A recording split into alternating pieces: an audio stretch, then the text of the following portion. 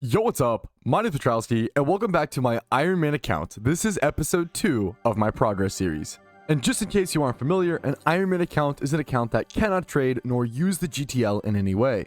And at first glance, that just sounds like traditional Pokemon. So what makes an Iron Man account on PokeMMO so interesting? And the answer to that is the end game. Things like the Battle Tower, a piece of content a main account would almost never touch unless you're doing it for fun, become meta on an Iron Man. It's actually one of the best ways to earn BP in the game, which is the currency used to buy things like choice bands, choice specs, choice scarf, toxic orbs, a lot of the most powerful PVM and PvP items. PvP rewards, also always laughed at and talked about on main accounts as a waste of time, become one of the most important resources on an Iron Man account. I currently am going for the gift HITMONTOP, which will be my easiest way to get a competitive PvP and PVM HITMONTOP for a very long time. And I only have about 7 more days to win enough games of randoms PvP to achieve it. And also, since it comes out at level 50, I'll actually be able to use it for 3 of my remaining storyline runs, using it in Unova, possibly Johto, or Sinnoh. For reference to how important HITMONTOP is, if you go over to the PvP stats, it is the #1 most used Pokemon in NU, aka the arguably most powerful Pokemon in NU. And then over in doubles, he's also usually in the top 5, if not taking that rank 1 spot. Right now, he's at rank 4. But if you want to learn more about the details, I strongly recommend checking out episode 1, which is an absolute 3-hour movie, which I didn't expect to happen. But man, did I fall in love with this account. It made a ton of progress within 5 or 6 days or so. I ended up playing 60 hours on this account within the first 5 to 6 days. And it was in episode 1 where I completed the following goals in the bottom right hand corner of your screen right now. But this is episode 2, so let's go ahead and talk about our goal list and talk about the goals that I'll be shooting for this episode, and also talk about our new goals. I went ahead and I added catch 10 alpha Pokemon to the midterm goals, as well as earn 1 ability patch, which will require me to complete 1 at least national Pokedex, not the international Pokedex. One of the most interesting parts of the account that was pointed out to me last episode by a viewer in my Twitch stream, where I live stream all of this live Monday through Thursday at 12 p.m. ET if you want to come check it out. But someone pointed out that the ability patches that I get are going to be extremely limited. I'm only going to get 1 ability patch per region. That's 5 total ability patches to use for the entire account. If you don't know, ability patches are the only way in game to actually give starter Pokemon hidden ability access. I believe they all work except for Blaziken, because Speed Boost would be broken, so that is not implemented in PokeMMO. But one of the most important ones is the Fire ability patch, because Solar Power Charizard is meta in raids, and I'm talking tier 1 meta. He is used on the Sun team, which is probably the most powerful team in all of PokeMMO PvM. So making sure I have 1 or maybe even 2 ability patch fires for different Charizards for raids is going to be crucial to the end game. If I make a mistake on my ability patches and choose the wrong starter, it could curse the entirety of my account. I could be paying for that mistake for years. And that is the high risk, high reward nature of the Iron Man. But episode 2 is mostly going to be focused on number 1, earning the free PvP Pokemon, aka the HITMONTOP we already talked about. Number 2, working on a 3rd region, most likely going to be Unova, but I might also go to Johto for reasons I'll talk about later on if I decide to. And it's a goal that's not on this list, but also getting level 100 on my Payday Pickup Meowth would be really nice. I've been XP trading that passively over time. And of course, I'll always be passively working towards this goal with the catching 10 alpha Pokemon. There's actually an alpha spawn right now that I want to skedaddle over to very quickly. But before that, the other thing that I'm super excited for this episode is catch events. There's actually a catch event coming up in the next few hours, and this is why I rushed through Hoenn as fast as I did. If you don't know, catch events in PokeMMO are official events held 2 to 3 times a week by the staff members of PokeMMO, and the essential goal is to catch a handful of Pokemon over and over and over again and try to catch the highest pointed one or statted one possible and win a prize. As you can see, you can actually win a shiny Pokemon from these catch events 2 to 3 times a week or so, and the shiny would be nice on the Iron Man, don't get me wrong, but the thing that is the most enticing to me is this: the 1,000 reward points. You see, in my opinion, on an Iron Man account, I think it would be against the spirit of the game mode to just credit card swipe, go grab Mom's credit card and get some free reward points. I think you have to earn it. And the only 2 ways to earn free reward points in PokeMMO, aka the premium currency, is to win or place within catch events and PvP tournaments. For reference, on my main account, it took me about 100 to 120 catch events before I ever won a single one. And all of this would just be for the XP Reamplifier and other RP Vanities and the Ocarinas as well. RP items on an Iron Man account are the biggest flex imaginable. These are the creme de la creme, most difficult, most talented, most persevered items that you could possibly earn on an account like this. So wish me luck, because my first chance to work towards those begins in about 3 hours. I'll see you then. Now, funnily enough, this is another alpha Nidorino. This is going to be my third alpha caught on the account if I can actually get it in time. This alpha was actually called about 67 minutes ago, so I'm running down to the last like 5 to 10 minutes or so. So hilariously, it is a repeat, so the hidden ability access is not amazing, but at the same time, it's still a great catch. Number one, because it's in a really good egg group, in the monster egg group, and number two, you can actually manipulate Nidorino's gender pretty well. You can turn it into a Nido Queen if you turn it into a female, or turn it into a Nido King if you want it to be a male, and that can actually really matter depending on the Pokemon you want to build. So I'm going to go ahead and try to catch this thing. Let's see how the IVs come out.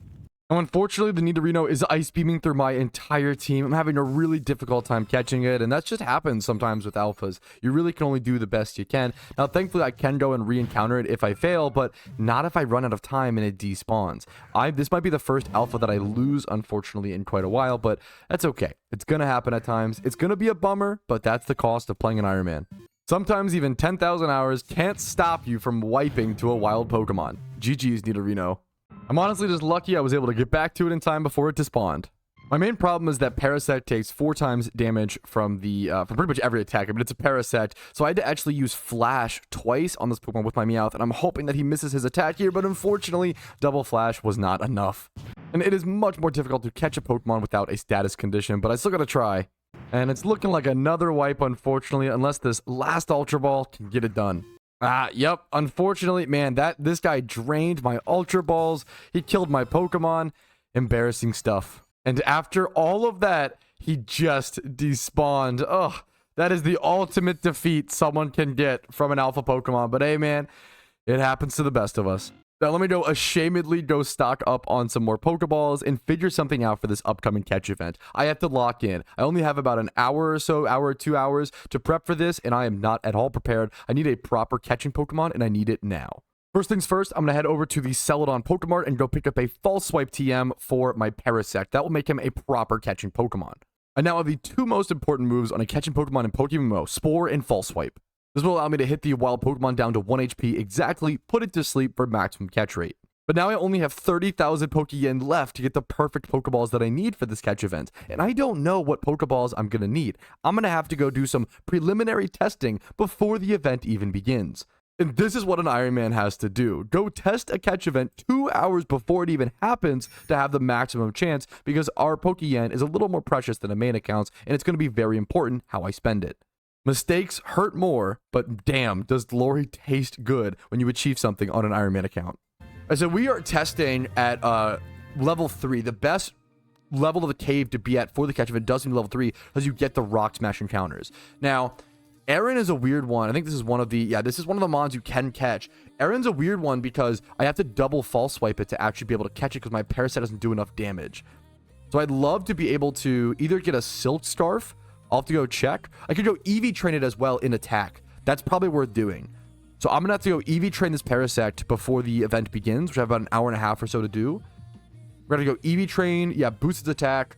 I'm going to sell some of these items as well. I think Pokeballs will thankfully be enough for this event. I'm excited for the Shuckle event because it's all in the Safari Zone, which is way cheaper, but I'm struggling for Pokeyen. The fact that I'm at 30k and I'm going to have to go spend so much yen on Pokeballs right now for this event is going to be tough, but thankfully I don't think I'll need Great Balls or Ultra Balls. I think Pokeballs will mostly do us what we need.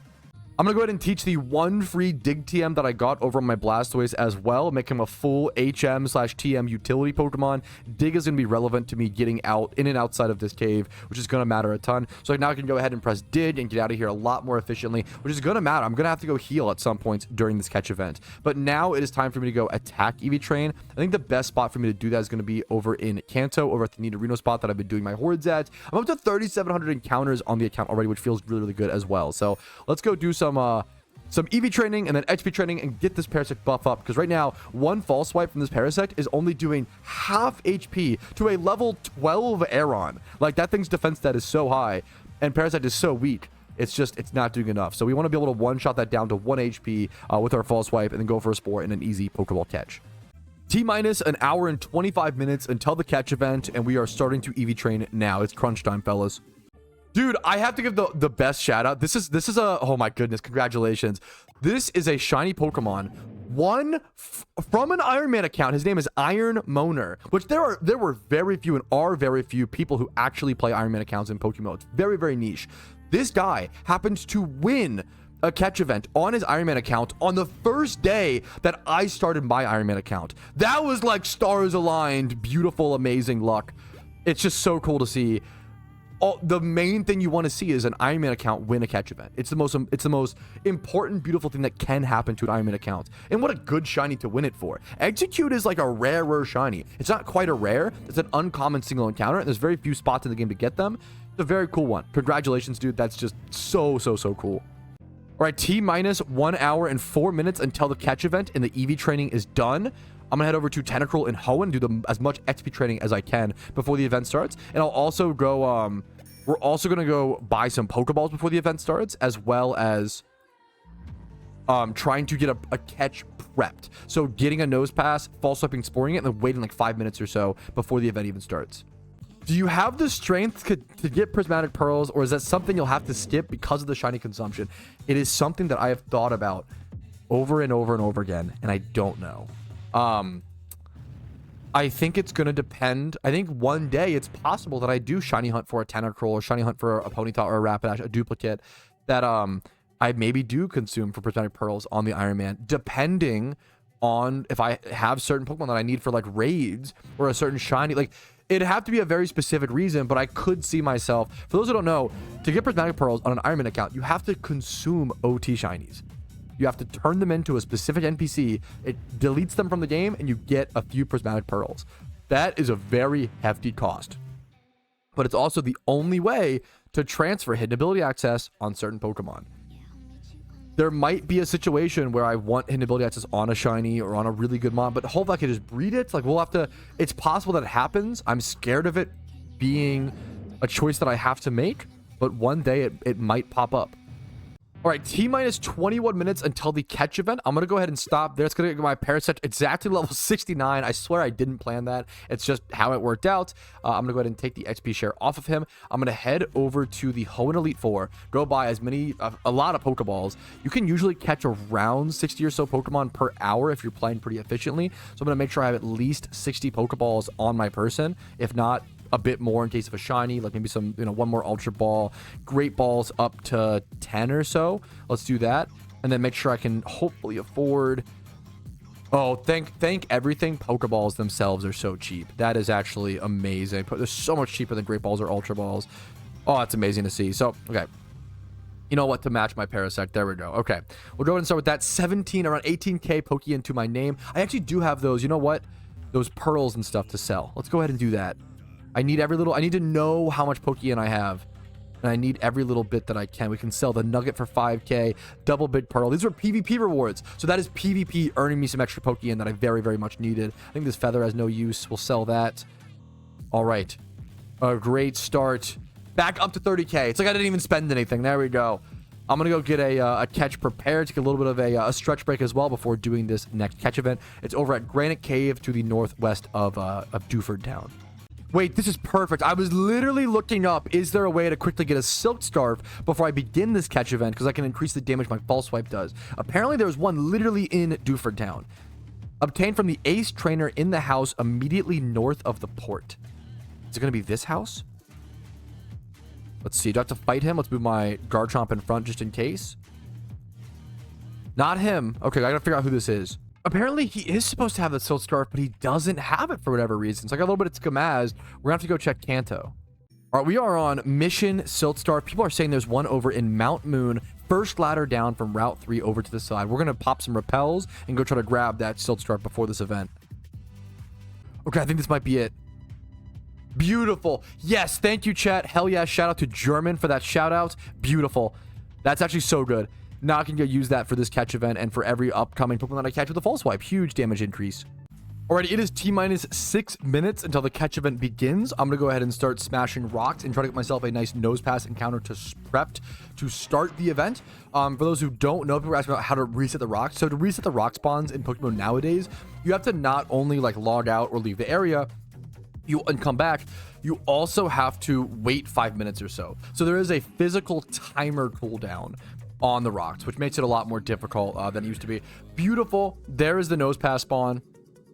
I don't know how common or uncommon that is. Now that I have it logged in my Pokedex, I can actually see it is very common from these rocks. So we're mostly going to be looking to rock smash these rocks whenever possible, but whenever we can't, running back and forth and trying to catch things. So good luck to everybody. Catch events are an amazing way to make some Pokeyen as an average player, not for an Iron Man, as well as having a chance at an overarching prize. And if you're an Iron Man account, it's probably one of the best ways to get a shiny Pokemon, as well as one of the only ways to get reward points. So wish me luck. This is this account's first ever catch event. Let's go ahead, False Swipe Spore, and see how this goes. All right, they announced it in global chat. The catch event has officially begun. Let's go ahead and catch our first nose pass. For those who don't know, I would say the average score you need to win a catch event is somewhere around 172 to 175. That's generally first place, or maybe like 172, you know? Second place, I want to say, is around, that's a terrible catch. Second place is around 170. And then third place is usually around 168. So that's just on average. It obviously changes and massively depends. But I'm going to try to lock in, boys. Get no rock smash encounters here. I'm going to try to lock in and see if I can get some more nose passes or just catch whatever beautiful encounter. Just see what I can get here. Now, something I'm also going to do for strategic benefit during this catch event is I'm going to set a timer on my phone every time I smash all the rocks. I'm going to set a 5-minute timer and then leave down a ladder and come back up every 5 minutes, so I can hopefully get the maximum rock encounters possible, because the only way you can get nose pass, which is the highest scored Pokemon in this specific event. I will take this every day of the week. 20 plus HP, 20 plus attack, 31 speed. Very relevant catch for a Golbat or Crobat breeder down the road. That's a great start to a breed. One of the main downsides and struggles of an Iron Man account is I'm having to dig. Every time I am out of spores, I got to dig out of the cave and go heal up. A main account can just use Leppas and stay in there, you know? But unfortunately, I don't have the Leppas to spare. I don't have the PP healing items. I'd love to get a PP max for the spore. That would help, honestly. But for now, I'm just trying to thug it out. Just trying to thug it out and get the encounters that I can. Now, if I get any encounters on the way back to that spot, like Zubat, Geodude, Aeron, I can still catch these, and it's actually worth, because it's still the same location technically. It's still Granite Cave. It doesn't have to be on the exact floor, but that's the floor that we're at. The third floor is the floor that has the rocks to smash, which you need for the nose pass encounters. Ooh, we take a Claw Fossil catch, the terrible IVs, but the Claw Fossil, we take those every day of the week. Hell yes, dude. Speaking of any good catches, I'll take it, dude. Golem is a pretty relevant NU Pokemon in PvP at times. 25 plus in every single set that is, except for Spadef. That's about one breed away from being a competitive Golem. We'll take that all day. This is a pretty good Aeron catch. 20, like, high HP and defense, 31 attack. This could be bred up into something. Not a very useful Pokemon, but a cool Pokemon that I love. Another Claw Fossil, dude, and a really good IVs on this dude as well. Hell yeah, dude. That's the fossils. This is one of the only ways to do it. That's huge. 5 minutes left in the catch event, fellas. Only 5 minutes. I'll take a Hardstone. I might already have. I have 2 of those already, but I think these are used for certain tutors as well. So, or I could sell them to the Pokemarts. A 31 attack nose pass. Not really relevant, as nose pass is not a very powerful Pokemon, but maybe one day we'll see like a very specific nose pass set in a raid. It's unlikely, but who knows, man.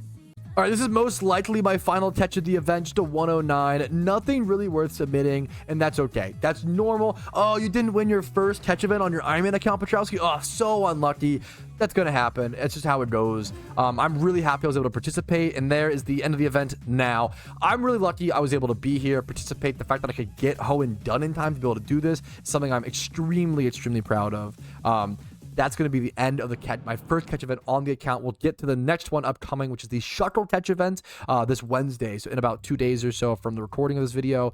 And I'll see you guys there for that. Next up, though, it is the perfect time to go ahead and jump into some randoms PvP. I've been working towards that Hitmontop off stream. Some off stream mining, fellas.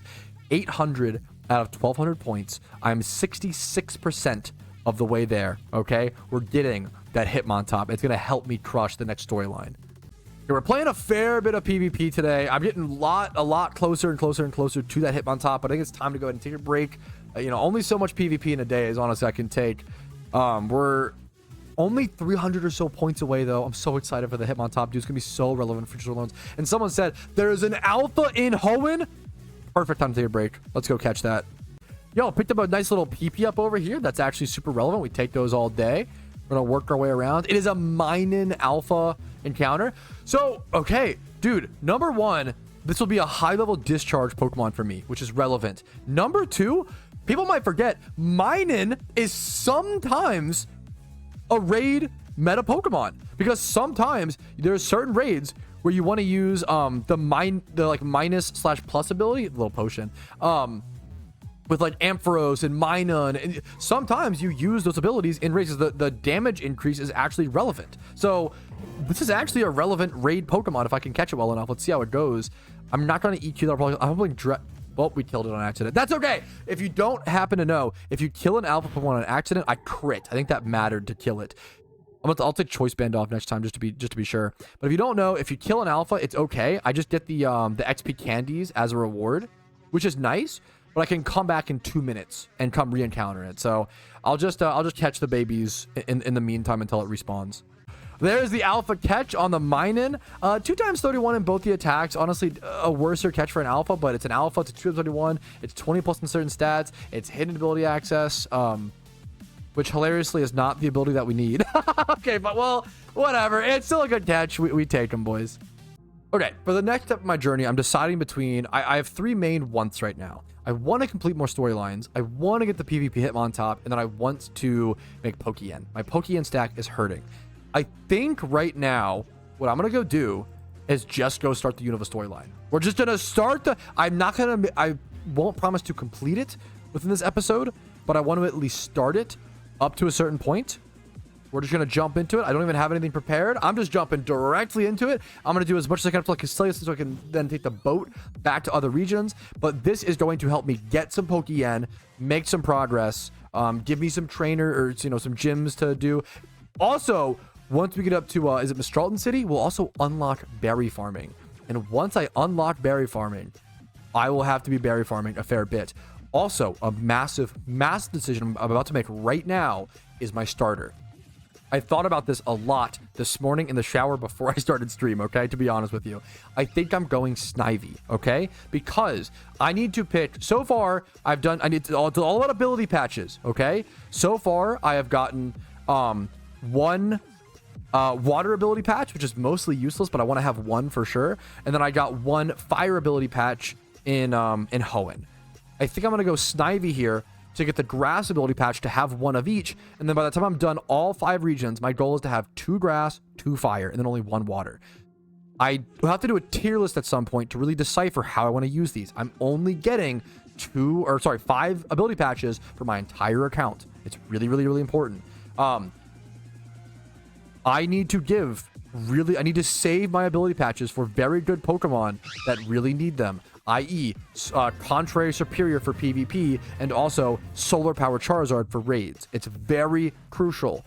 If I mess up picking the wrong starters, I will be suffering that incorrect choice for years down the road. How do you get the ability patches? You have to complete the Pokedex within the region of the storyline. So, for example, I would complete the Unova Pokedex, and then I would go talk to an NPC in the professor's lab, and he gives you an ability patch based on the type of the starter you picked within that region. Great question.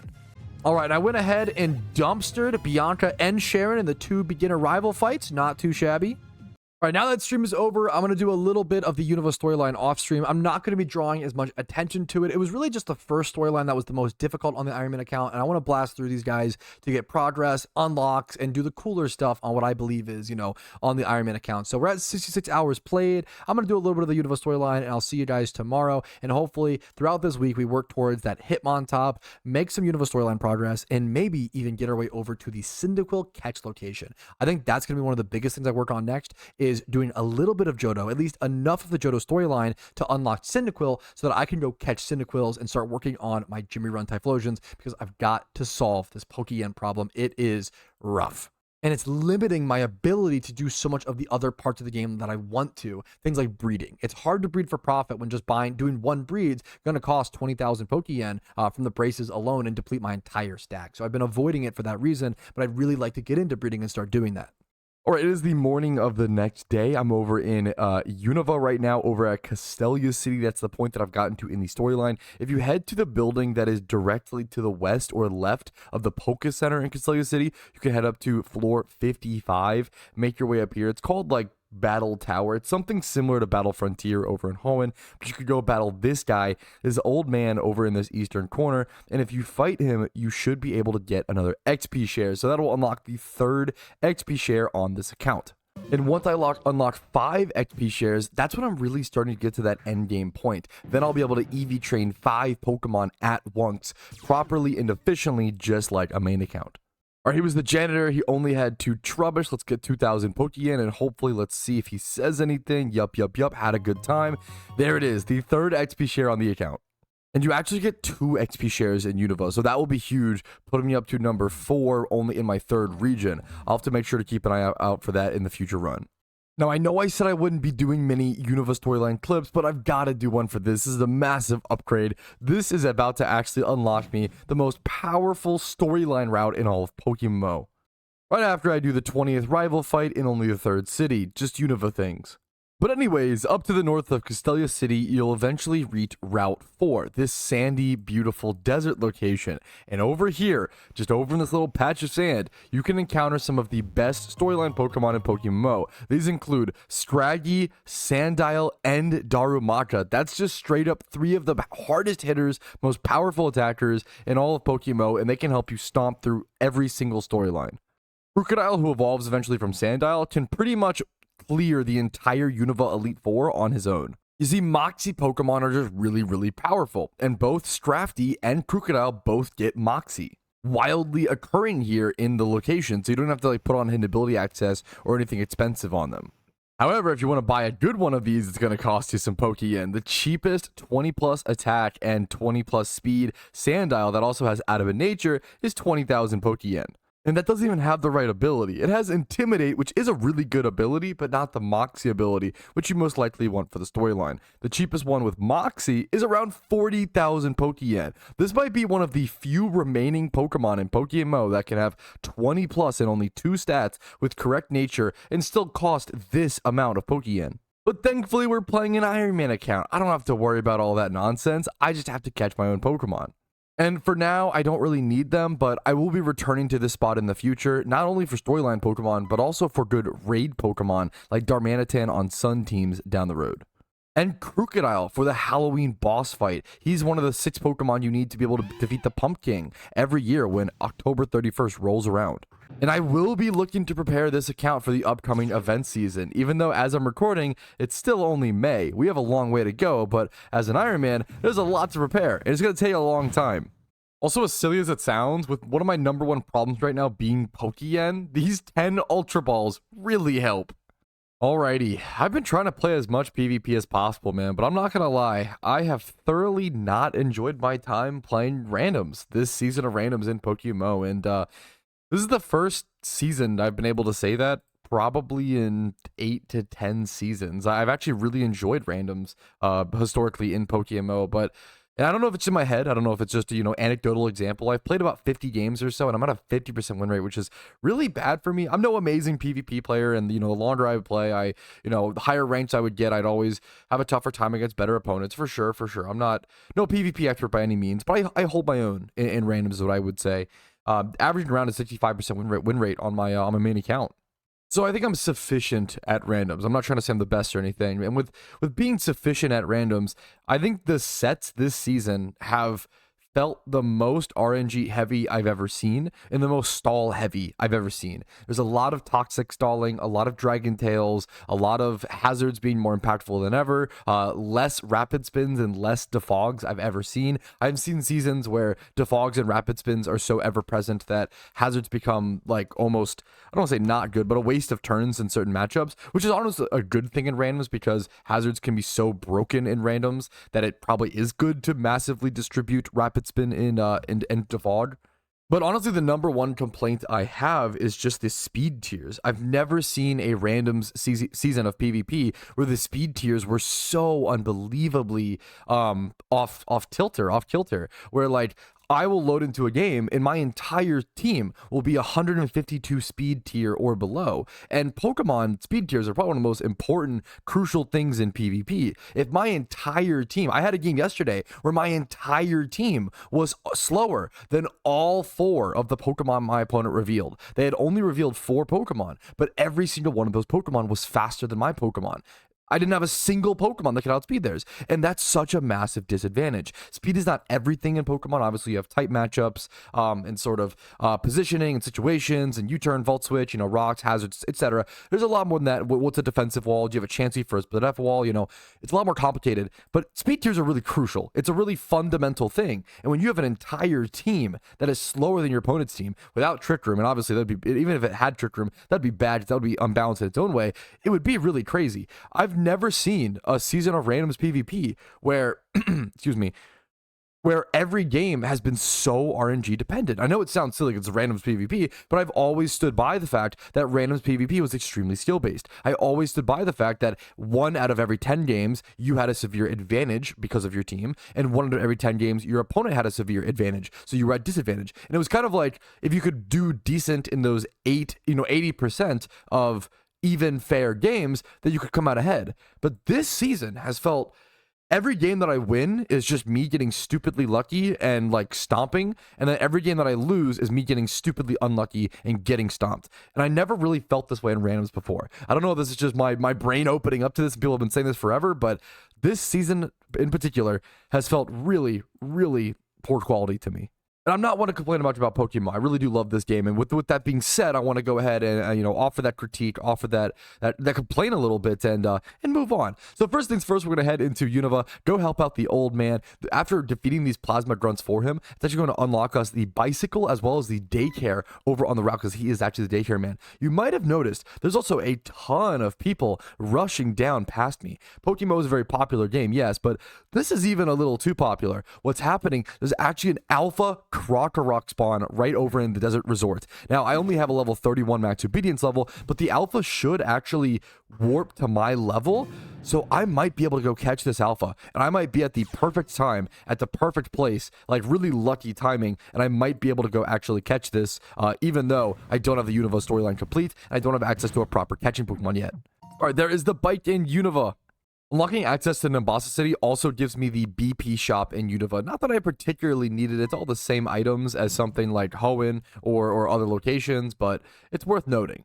If you don't know, the BP shop in Unova is over here in Nimbasa City. You want to head down here and I believe head south and just run inside the first place you can, and then boom, right here, you can actually go talk to these guys and they will sell you BP items. Like so. That's a BP learning move, sorry. Over here, exchange service, you can see the different BP items being offered, which is once again a lot of the choice items and stuff that I need, and these cost a lot. I'm only at 2700 BP at the moment. But on our bike down to the desert resort, over to the alpha spawn we go. All right, and over here to the top left / middle left of the location, we can go ahead and find the Krokorok. Now, hilariously, hidden ability Krokorok is not actually that good, I want to say. I think it's Anger Point is the hidden ability, so you actually prefer Moxie, but it's relevant to have, and it's a good Pokemon to have good IVs on. So this one's level 36. Let's see how difficult this catch is. I do have Ultra Balls for this, so I hope it turns out okay. This should not KO this waterfall. 51% damage. We're going to stop his Focus Punch as well. The fact that he has Focus Punch is very funny to me. We're going to go ahead and go for that, and then go for like a strength after, just to weaken this guy down. Dodge a Stone Edge, get very, very lucky there. I'm going to do a strength here, try to bring in a Sleep Powder Mon and throw off a Sleep Powder, but it's going to be tough here. Alrighty, having a really tough time here, unfortunately. I'm going to go for a Sleep Powder, but yeah, he's going to go ahead and one-shot me, and I was able to throw, I think, 5 or 6 Ultra Balls at him at a low HP while asleep. It wasn't red HP, but it was pretty good position, and it just couldn't work, honestly, like at all, basically. And people ask me all the time on stream, hilariously, Patrouski, do you believe in any conspiracy theories? My answer is always no. But you know what? The only conspiracy theory that I believe in is the PokeMMO catch rates, man. These things are They're not right. They're too different. They're difficult. Maybe not even too difficult, but I wish they were clear. I wish they were known information. So there's a website called PokeMMO Hub, and there's also a website called like Dragonfly Cave. There's multiple different Gen 5 calculation websites for catch rates. Now, I bet you that alphas are more difficult. I bet you that they kind of copy catch rates from legendaries. I understand that. But this is just so far off. Like, this is 100% catch rate with Ultra Balls, and it took me 5 or 6. I've had so many situations where I've tried to catch Pokemon with much higher catch rates, and they just don't. I don't think, I am on the firm belief that I don't think that there is a catch rate calculator for PokeMMO. I've just never seen one be accurate. I've never seen one work. If you have any suggestions, let me know in the comments. But I've never seen, for my, 12 years of experience, I don't know of a catch rate calc that I would trust personally. I think it's much more custom than the devs let on, but I could be wrong. It could be in my head for sure. And here's fight number 2. I got him asleep for 1 turn with an execute, threw an Ultra Ball with him at 11% HP and asleep, and it wasn't even a close catch, to be totally honest. I'm just Ultra Balling now on these 2 Pokemon and seeing how it goes. I have about 3 more turns, 3 more Ultra Balls to see how it goes, and it's just not even close. Not even close to a catch. And sometimes, to be fair, alpha Pokemon are one of those things where it's just a lot RNG. They're just really tough sometimes. Sometimes certain alphas, if you catch some bad rolls, it's a really tough fight. It's a really tough catch, and it's just how it kind of rolls. So hopefully we can catch this Krokorok in a few times here, but there we can see it's just not even remotely close. I really need more powerful Pokeballs, and I have to defeat the Unova Storyline to defeat those powerful Pokeballs. I'm not going to lie, I cannot wait to unlock more on this account to make tedious stuff like this a bit less tedious, but also takes preparation ahead of time, which is what it's all about. Can we get lucky? Wow. I mean, that is... Complain and you will get rewarded, I guess is the... No, don't actually do that. That's so silly. IVs are not great, but you know what? It's an alpha Krokorok. It's got 31 HP. It's got 20 plus and 2 other stats. It's hard to go wrong. No alpha is wrong, essentially. No alpha is bad. So, oh man, it was awkward, but I'll take it. Also, hilariously, the fastest way for me to get out of this situation, I only have 1 Pokemon left. It's a, 1 HP Geodude. The fastest way for me to get out of here is just to die to a Krokorok, but he won't even kill me. He used Embargo for some reason. Come on, dude. This is a good symbol for how my Tuesday is going. I'm getting BM'd by wild Krokoroks. There we go. Back to Nimbasa City we go. I'm very much going to have to sort my boxes here at some point very soon. I have 1, 2, 3, 4 boxes almost full of Pokemon with alphas kind of scattered between 1x31s here and there. I would love to get back to sorting my boxes, having a box of 1x31s, 2x31s, seeing what breeders I actually have access to. That'll be a huge step. That'll be a much, main account feeling sort of vibe. It's been a pretty wild difference going from struggling so much in the first storyline to just having Gyarados' prep for these storylines for Hoenn and for Unova. I haven't even had to think about like battles at all. I'm spamming Choice Band Waterfall through everything. That's it. I'm literally controlling the whole storyline. Well, it only took about 8 hours of PvP all in one day, but we're finally almost there. We're 2 matchmaking points away from the gift Hitmontop, and this is one of the goals I'm the most excited for on the entire account. The first PvP reward Pokemon. It's a really, really, really good, really powerful PvP reward Pokemon that I'll be using in storylines. I'll be using in PvP, so it's gonna be well worth it. But man, I've said it once, I'll say it again, and I apologize for the negativity. This has been the least fun, as you can see my win rate, the least fun I've had in a randoms PvP season in quite a while. And just so you know, I actually show my qualifications so people don't think I'm just talking totally out of my ass. Here are some of my previous randoms win rates on my main account. Now, I'm not the best PvP player by any means, but 19-7, 1-1 there. I don't play too often. 35-19, 11-5, 20-7. I do okay. 4-1, 11-8. I'm not the best player by any means because my practice seasons back here when I first, I guess 40-22, 38-23. I usually do okay, not the best PvP player by any means. My only negative win rate season is my last negative win rate season was season 5. Wow, to put into perspective, season 20 was the first. I'm just processing that mentally. Wow. And if anything, I feel better than ever at randoms PvP. I feel like I'm making better decisions, making better calls, and making better plays, but this season has felt really, really unskill based. Unfortunately, it's just due to the sets, and that's just randoms Pokemon. If you don't know, in randoms PvP, you are given a random team of Pokemon with random sets. Now there is some structure to it. It's not totally random Pokemon. It's not totally random moves. There is some sort of algorithm. You're only supposed to get so many of like certain typed Pokemon, for example, on a team. So you shouldn't have a team of like.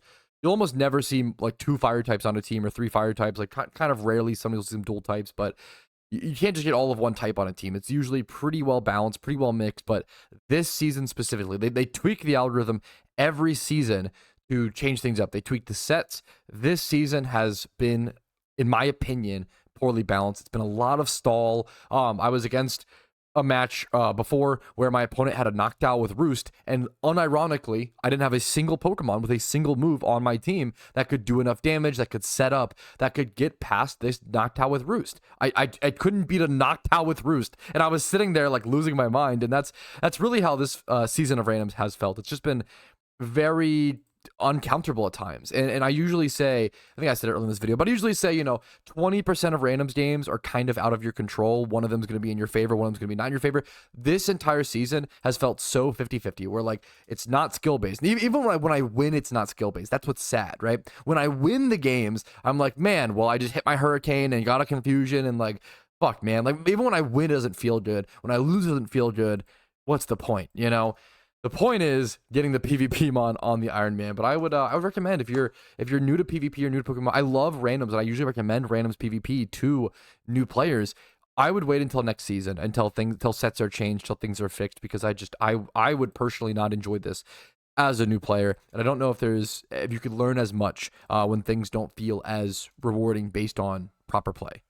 But maybe it doesn't matter. Maybe it's in my head. Maybe I just played stinky this season. It's hard to really tell, and I try to qualify as much as possible whenever I give opinions like this. That's all it is at the end of the day. It is just my opinion. But let's go ahead and jump into what possibly could be the final PvP game of this season, and I'm just so excited. I'm really hoping it is. I'm not gonna lie. I'm ready to move on from PvP. I've been slowly making Unova Storyline progress. I actually have 5 gym badges done. I've played about 7 or 9 hours today already. Woke up very, very early today. Didn't sleep too much last night. Played for about, I think I woke up at 6 a.m., 6 or 7 a.m., and I've been playing since, and it's now 5 p.m. So I have been all on making progress today, mostly just grinding PvP games. We are versus Octillery here. He's going to have a ton of things to answer our Soul Rock here, and of course we have a Swords Dance Soul Rock for some reason. And I'm not opposed to the meme sets. I really don't mind meme sets like that to a decent degree. He probably goes for a Waterfall is the most likely thing. We could go Lapras here on the Absorb, and then we do have, I believe, Thunderbolt in return. That's a pretty easy switch. Let's go ahead and go for that. But he could also technically have Seed Bomb access. They do kind of get that at times. Energy Ball, for example, there it is. I was hoping that, I don't know, Psychic would like reduce him from wanting to go for that, but that's just a risk I have to take there. I don't think there's a better switch or better play there, unless this was like a special Mawile with T-Bolt, but that's a really good example of things just didn't line up. There's not a whole lot I can do there. I think I do actually outspeed, thankfully, so I can go ahead and go for a T-Bolt, get some chip damage, but I know that I'm not killing, and this is unfortunately just the best play I have here for the most part. Can go into Mawile after and set up rocks decently freely, but even then, we are not, is what we want for about. So it's Life Orb damage. We're gonna go over to Mawile here, set up our rocks as quickly as possible. I definitely won't play 1000% optimally. I definitely play worse when I record, but that's okay. It's part of the fun of it. Part of the fun.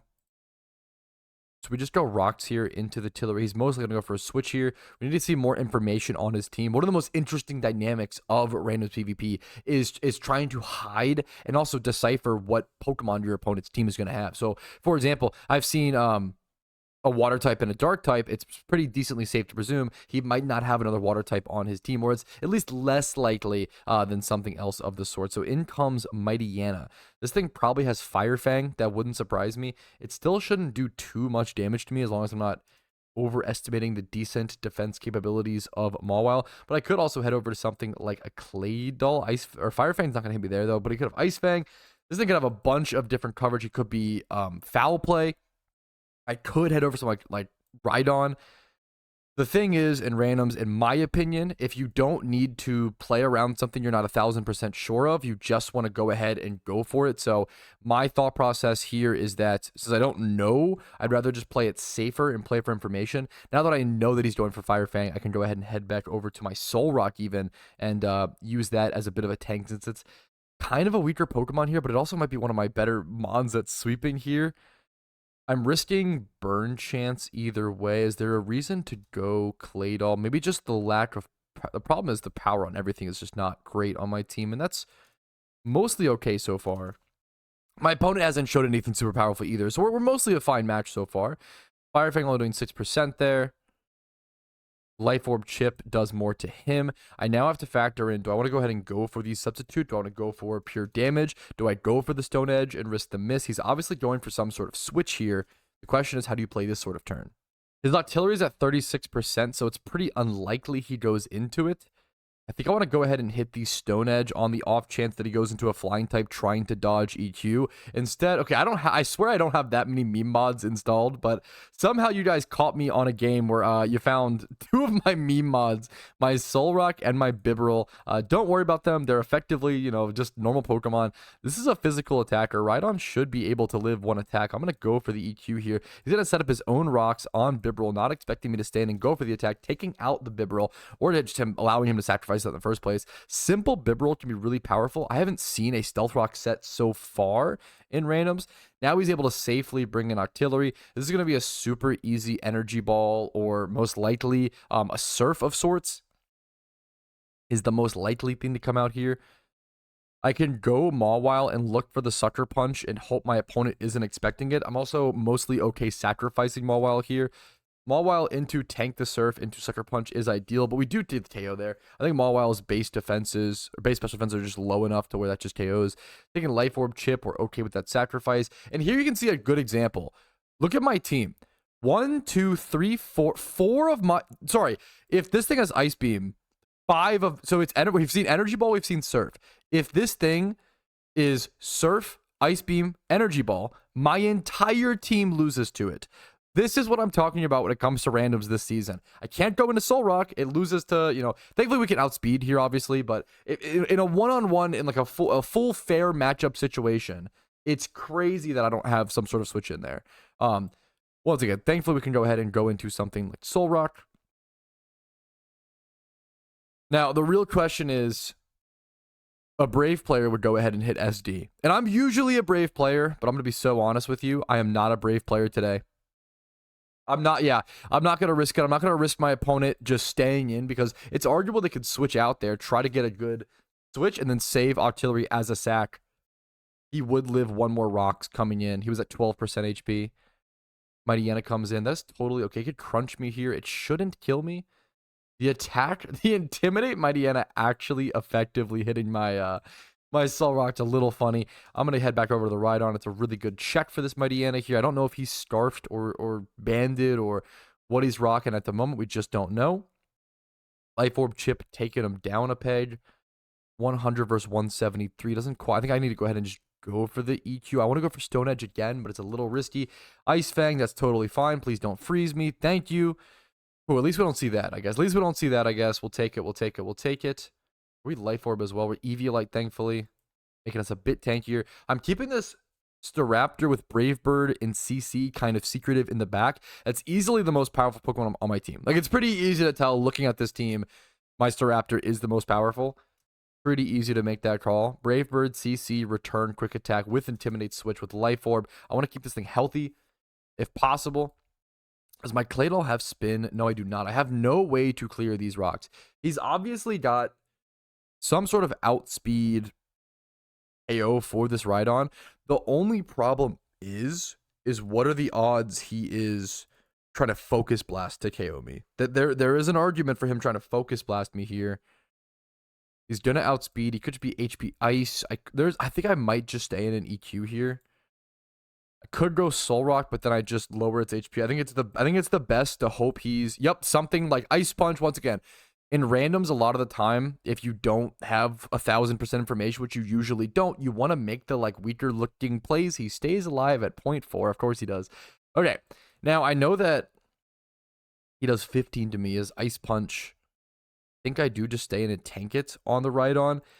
I can SD here just in some he's Life Orb, right? I just clicked SD here. He is Focus Blast. That's what I kind of thought that was coming / knew that was coming. He definitely should have Focus Blasted last turn. I think he just assumed a switch, which is why he didn't Focus Blast. Is he not Life Orb this whole time? I really thought he was Life Orb.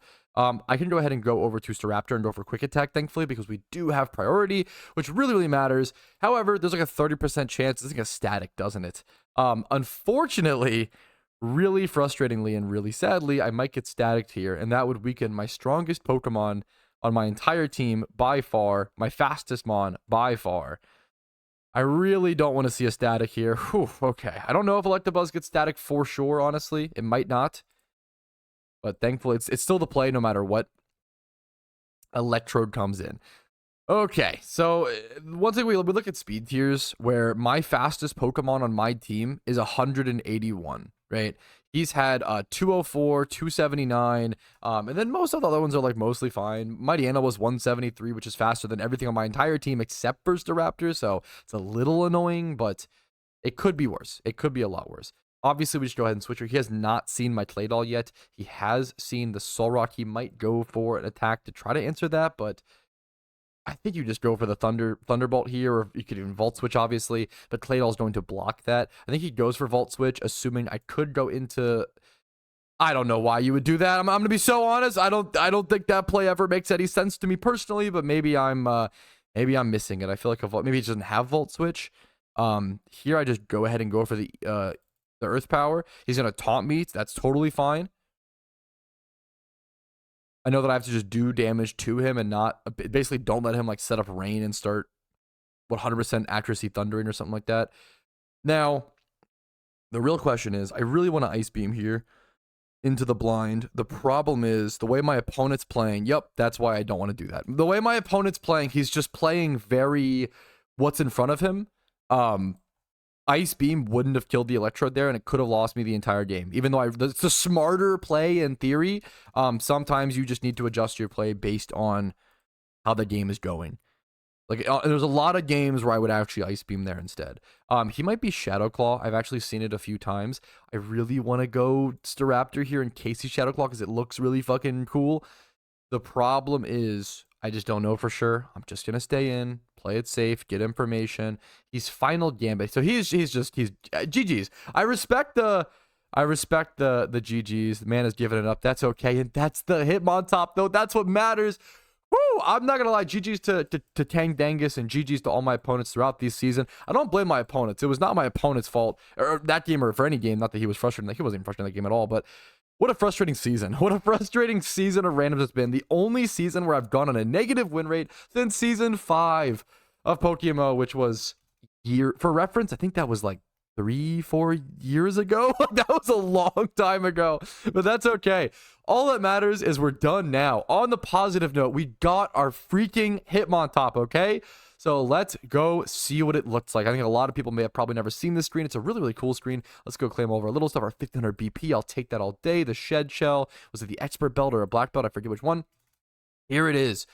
Hitmontop. Oh, it's so nice. It's so nice. Now, one of the most important things when claiming a Pokemon like this is you actually really want to make sure. I'm going to make sure I actually go check stuff. You want to do a couple things. Number one, get me out of the queue. Number one, you want to make sure that you check PvP stats to see what nature and what kind of set you want for your Hitmontop. So, for example, in NU, it runs Adamant. It might not run Adamant in doubles. I don't know. Let's go see. It also runs Adamant. Okay, perfect. Beautiful. And if you're ever using like PVM, this thing will also run Adamant there for sure. So, it seems like no matter what, Adamant is the correct nature. That's good news. Now, the next thing is egg moves. I actually don't have Hitmontop in my Pokedex on the main account. This is going to be my first one, which is really funny. However, I need to know what egg moves there is going to be. So let's go ahead over to my main account really quick and double check that information. Now, if you don't have a main account with Hitmontop, you could definitely go over to Bulbapedia or go over to the, an online Pokedex resource and go ahead and check this. But one of the most important things when learning moves on a Pokemon, for like a thing like this, is you need the edge moves. The edge moves are the most important thing. And you might notice here, Mach Punch is there. Mach Punch is one of the most important moves in general that Hitmontop can get. So making sure you give him Mach Punch is super important. The problem is he actually only gets two edge moves or whatever. So you kind of have to make some decisions here, unfortunately, with Hitmontop. Now, we see you can learn Pursuit in other ways. You can learn Sucker Punch. You want to double check if the Mon can learn, sometimes they'll repeat themselves as both an edge move and something else. So Sucker Punch, we saw Pursuit. I don't want to waste a slot on that there. Was there High Jump Kick in a different way? I don't think so. So in my opinion, looking at this, Rapid Spin, that might be the only way. Rapid Spin's really, really, really important. There's a lot of, it's crazy. That might be the only way to get Rapid Spin. Yeah, this is a, no, there it is. Okay, so I'm glad I'm checking in live time. There you go. So Rapid Spin, you can relearn with Heart Scales. Bullet Punch, I'm not worried about. I think I'm going to end up going Pursuit, you can relearn. Mach Punch and High Jump Kick. I think those are the two moves that I can't learn that I'm definitely going to need. Rapid Spin, everything else should be good. So let's go ahead and go claim our Hitmontop. All right, here it is. Adamant Nature, Mach Punch, High Jump Kick, 31 attack, 31 speed, and all the other stats will be 25 plus. I'm going to go ahead and claim my Hitmontop, and there it is. In all of its glory, in all of its beauty, a 25 plus. This is my first real competitive Pokemon on the account. Obviously, it needs to be EV trained, but it's already SP 50. It needs to be EV trained and moveset. And once we're done that, I am ready to jump into PvP with this. This is my first fully complete, essentially, PvP Pokemon on the Iron Man account. That feels really fucking cool and really well earned because, man, what a season it was. And that took a ton of hours. I really can't say it enough. I had to play in total. Well, I can actually just go straight up check. Actually, if we head over here and go over to our matchmaking and then go over to personal stats, my average game is about 15 minutes or so. I definitely am a little bit of a slow player at times. I think a lot, probably too much. I played 79 games of randoms times 15 minutes on average, divided by 60 means this Hitmontop took me a whopping 20 hours to unlock. Now, I unlocked it for free. It's a really good Hitmontop, but holy guacamole, 20 hours for this thing. Ugh, you know what? I'm even going to name it 20 hours. There we go. The king is unlocked. But I'm going to keep kicking it through the Unova Storyline. I'll see you guys later. Oh, then another beautiful morning on the Iron Man account. I did actually off-screen unlock. I have 6 gym badges in Unova now. 79 hours played, and I have officially unlocked Mistralton City. I have unlocked berry farming. If I want to, I could just start berry farming right now. I don't think I quite want to stress about it yet, but it's something that I'm going to have to start doing every single day very soon. But I'm going to halt my storyline progress in Unova for the time being. I'm not going to just rush to finish, unfortunately. We have other things we need to do. I need to actually go catch myself a synchronized Abra or some sort of synchronized Pokemon. I usually go Abra. Some sort of synchronized Pokemon for the Shuckle catch event today, which is a really, really big deal. So I'm going to see what natures we need for that and go hunting. Right, here are the details for the Shuckle catch event. It's coming up. There's a shiny Shuckle prize and the RP prize, of course. The important thing here is the nature bonuses. +3 for Relax, +3 for Sassy, and +3 for Impish. Now, the beauty of a Safari catch event is everybody should be using a synchronized Pokemon. There's literally no downside, right? In a normal catch event, I don't use synchronized Mons. It's usually better to lead with a catching Pokemon with False Weapon Spore and just catch as many Pokemon as possible. However, in a Safari event, you don't lead with your Pokemon. You still get the benefit of the synchronized ability while you're just in the Safari zone not playing with Pokemon. You're just spamming Safari balls, right? So I am going to go ahead and try to get a synchronized Mons. I'm going to go check my PC first. We're going to go over to Kanto, check my PC, see if I happen to have one, Relaxed, Sassy, or Impish. It's unlikely. I caught a fair bit of Abras, but almost none of them were synchronized, unfortunately. So we're probably going to have to try to farm. We have about 3.5 hours, I believe. T-minus 3.5 hours until this event. So we are prepping well in advance. All right, we need Relaxed, Sassy, or Impish. I searched up Synchronized. It's going to be good to have, Bold Synchronized is an amazing Synchronized to have for the future. We have 2 different Bold ones. We have a Modest Synchronized. I probably should have shown these off more. We actually have more Synchronized Pokemon completed than I realized. Adamant. This is quite good. Adamant, Bold, Modest are really 3 big ones. Hasty is also not bad. That can be relevant for certain catch events, but we do not have We do not have Relaxed, Sassy, or Impish. So it is time to get back to farming some Abras, fellas. I actually need to create a PvP Pokemon box now that my Hitmontop is done, which feels really exciting to create a PvP box. That is a pretty sad... That's pretty cool in itself, if you ask me. This is a great question, Brewski.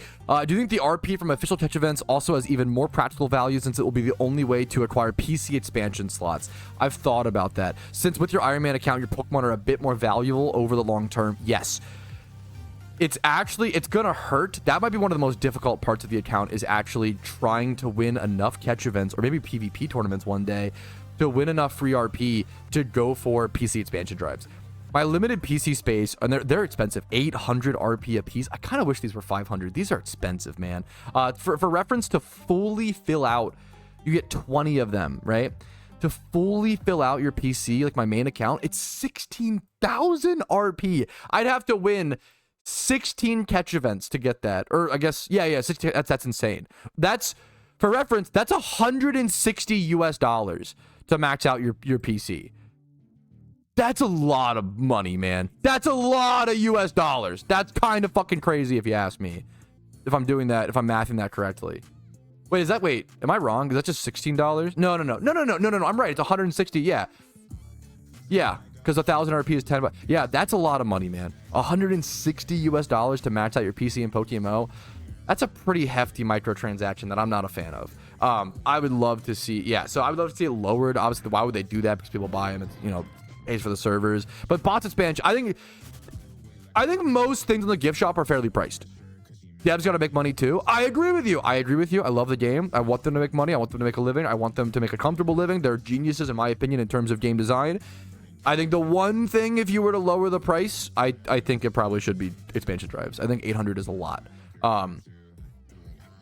If you need to up something else for that, they do 2,000 RP vanities now instead of 1K almost every event season. I think that's fine. Like, if you want to make vanities expensive, if people want to pay for them, sure, But things like the pragmatic things should be the cheaper ones, Honestly, weirdly, right? So I would love to see them lower that, but why would they, and that's a huge cut as well. 800 to 500 is like a huge, what's that, like 40%? It's a huge cut. No, it's over 50, right? It's like a 60% price reduction. It's, I don't know, I'm terrible at math, but I don't expect it. But yeah, that'll be a crazy thing to think about on the Iron Man. Like you said, Pokemon are more valuable. On a main account, if you catch a good IV Pokemon, a good breeder, right? You can just sell it and buy it back later, right? On an Iron Man account, if you catch a good breeder, you got to keep it, man. You got to hang on to it, or you got to use it or something like that, right? Like you're going to need those down the road. So I'm definitely going to reach a point where I'm going to have to just stock up on, if I have like a box of 1x31s, I can imagine the future where I have days where I just spend the time to consolate those 1x31s like into 5x31s and just breed them all together. And I'm gonna need a lot of Pokeyen to maintain box space. Pokeyen is definitely one of the biggest problems on the account right now. It's one of the things that I have to solve the most. But it's probably gonna be a long solve, and what makes it an interesting, difficult challenge, right? The Pokeyen problem is gonna be a massive arc on the Iron Man. Not a synchronized Abra, but I love these sorts of IVs. Defensive IVs like this that are 25 plus in each is a really good start to a breed. Pretty much every Pokemon, it's nice to have some defenses. You don't need defenses on an Alakazam, but it's nice. So when you get some, it's like a catch-all. It's like every Pokemon needs these stats. Also, it's a male too, so I can breed in the same egg group and not have to just breed it as an Alakazam. That's a really good humanoid breeder. Someone in chat brought up, instead of farming, I'm gonna farm for a little bit, but I could actually go try to just breed my first breed on the account and just Everstone a synchronized Abra. It might be cheaper. The problem is going to cost me Everstones, and then depending on if I actually have Pokemon with the right natures. Let me do one more encounter here. We'll head back to the PC here in a quick sec and go check if that would be better. Okay, this is I know I say this about everything in the game, but this is actually huge. This is actually a big deal. This is a Rotom Swarm. If you don't know, Rotom is literally the most used Pokemon in all of PokeMMO PvP. Getting a good Rotom is so important. If you go check PvP stats and you see OU, odds are Rotom's usually in the top 5. Right now he's like he's the top 6 most played Pokemon. If you go to doubles, actually the first Rotom's not here for a while, actually, I think. Let's go see. To be fair, Rotom's fallen off in doubles. He used to be really good in doubles. UU Okay, okay, wait. This is the worst. This is the worst example I've ever showed of this, but it's still pretty good. Rotom Heat is usually meta, and Rotom Mo is usually meta in UU. Go to NU, usually Rotom base form. This might be the one time. This might be the one time where this has not been the case. So things have changed a bit, to be fair. But usually Rotom base form is like, does it get banned out of NU? I wonder if that's the. Usually Rotom base form is like a top tier NU threat. Did it get banned out? Is that why? It seems like Rotom base form might have been banned out of NU, which is why that's part of it. But yeah, so like, usually Rotom is a top tier Pokemon in each PvP tier in PokeMMO. So catching a good one would be super beneficial. It's over in New Mauville. I don't know if I have this quest line actually done. We're gonna see if I can access this. This is gonna be a little sketchy over in Hoenn. The door is locked. Uh-oh. I'm gonna try. A swarm only lasts for like 15 minutes. So I have to go try to finish this up. I think you have to just go talk to somebody. Go talk to the 3rd gym leader in the center of Mauville City. Okay, perfect. I think it's this guy. Yada, yada, yada. Unlock New Mauville. Here's the key. Okay, it's that easy. If you had the same problem, here's the solution. All right, beautiful. We made it to the Rotom Swarm in time. Let's go ahead and catch as many as possible. They despawn. Swarms only last about 15 minutes or so, so we got to be quick. I'm going to hopefully try to catch as many as possible. Getting a good IV1 here would be crucial. And with that Hitmontop, with Hitmontop being my main PvP Pokemon that I have right now, I might try to get into NU, boys. I don't know if NU or OU is better is the problem. Especially with the randoms PvP season being as, in my opinion, not good as it's been or whatever, right? It's encouraged me more than ever to get into a constructed tier. And one of the most interesting things to think about on an Iron Man account when getting, because it's a big barrier to entry, building an entire constructed team on an Iron Man account. It's going to be very costly and very time consuming. The problem with an NU team is that the rewards are NU Pokemon, which are usually not good in raids or PVM activities or other parts of the game. In OU, I could get things like Conkeldurr, which is really good for like certain raids and really good for certain activities. So there's things, you know, there's things to consider like that, just more powerful Pokemon. Also, it's easier to win games in OU because more people play OU, which essentially means I'm going to hopefully not kill this with Leech Life. Since more people, I just moved quickly. Since more people play OU, you get a higher range of like different people and different skill sets, right? And the people that play NU are usually like NU players. They're NU experts. It's harder to get into the niche tiers. The most popular tier is going to have the most amount of players, and it's going to have the most kind of room for new people to get into it and actually be properly paired against people of a similar skill set. All right, there we go. Our first Rotom caught. I killed one on accident. There should be 2 more spawns if I can get to him quick enough. Let's see the IVs. Looking for like Modest, Nature, Modest, or Bold. Not bad IVs. I mean, it's only got 2 stats. It's 28 plus and 2 stats that it needs. I can also... The fact that I just have 1 is huge. I can always breed it up with Dittos from this point forward. So I actually never need to technically catch a Rotom ever again. I don't need that, right? I could just catch Dittos from this point forward and breed that way. Yes, this is a great question. It's what I've been mulling over this idea in my head a lot recently. Does that mean you can't breed competitive Pokemon who evolve by trading? Yes. So things like Alakazam, Conkeldurr, that's why it's so important to win the free Conkeldurr from OU. So there's things like that like makes that actually matter a lot more for my kind of account. But things like Alakazam, things like Conkeldurr, trade evolution Pokemon, I need to actually catch them competitive, ready to go in the wild. You will never see me with like a 5x31 Alakazam on this account because I can't, because I can breed it up, the IVs, but then I don't allow trade evolutions. They must all be caught in the wild, which you can do with lures. So some of the hardest, it's kind of interesting, some of the most difficult comps to get on this account are things like Conkeldurr, things like, I just hit into, oh my goodness, I'm trolling. Things like Conkeldurr, I can't hit this, can I?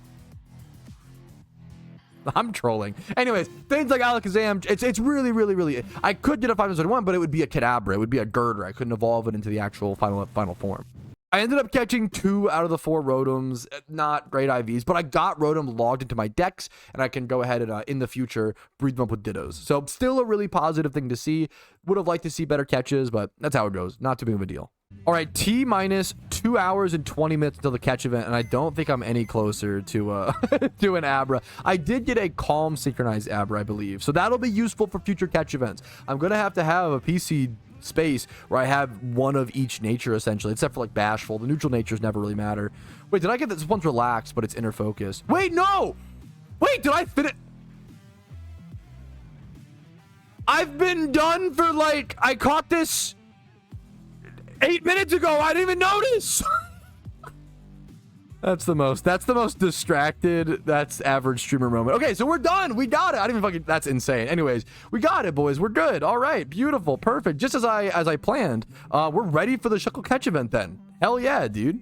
All right, I think it is finally time to sort my boxes a little bit in my PC and even release some things. I could breed them together for like free shiny rolls. The problem is that takes a lot of time to hatch the eggs, and do I really want to end up with an accidentally egg shiny Magikarp? Like, what's the benefit there? Probably not, but we'll probably keep some stuff. So what I want to do to sort my boxes is sort by all 31 IVs and do required IVs at least one. Okay, this is step one. There's gonna be a lot of steps, a lot of different steps to sorting. But we're gonna move these over to, if they're all 1 times, assume they're all 1 times 31. If there's any 2 times, we'll move those over. But we want to just move all of the good IV mons over to the 1 times 31 section. And then I'll also sort by things like synchronized Abras that have a 1 times 31. That could also be utility. Some of these are going to be 2 times 31s, like these alphas. These go to the 2 times 31 plus more box, like this alpha plusle that I caught recently. This is 1 times, 1 times. I'm just going to go ahead and get started on this, see what box of breeders I have, what it looks like, and then clear out a few things. Let me also grab whatever items I have so I can take 2 items. They didn't even tell me. I think it was like 2 claw fossils, maybe a hardstone in there. But that should be most of our stuff sorted. Let's then drag. You can, if you don't know, you can press B in your PC or to like make it so you can select. You can click and drag and select as opposed to like holding shift to select everything. So we want to drag everything over to our other boxes, get everything as sorted as possible, and then also just go ahead and sort by. There's so many amazing auto sort functions nowadays in Pokemon that didn't exist for a long time. You can actually auto sort by IVs. So if I want to see like, oh, what are like maybe the best IV Pokemon that I have that aren't 31, this Magikarp is 20 plus in 5 stats. That's a very, very relevant breeder that could get moved over to a different, a noted tab. Same thing over here, sort by total IVs. Like this Macargo, you know, could get moved over to a different tab. We'll see here in a quick. So let's just sort all these by total IVs and get everything sorted out. We'll see. I think there's 2 things that I need to keep right now in terms of Pokemon. I need to, number 1, keep good IV Pokemon for breeders. And number 2, keep Pokemon for Pokedex. That's actually a big one. So like Nose Pass, I don't have a Promo Pass. So I'm going to go ahead and keep that for my possible Pokedex completion down the road, because Pokedex completion is going to be one of the most important goals. Caterpie, not good IVs, but I do have this whole line done, and it's female, so it can't be used as a breeder, so this gets released, for example. I'm going to go ahead and just go through this one by one. Here, we'll do a mass release. We'll name this release. We'll sort everything into here and get rid of it all at once. All right, after about, what, 10, 15 minutes of sorting, I feel like this is a lot cleaner, pretty good. We've got about 2.5 boxes of Pokemon. Here's our release box. We ended up releasing we're going to release about 60 Pokemon, a full box's worth. These are all can't be bred, don't have good IVs, don't have natures, relevant abilities.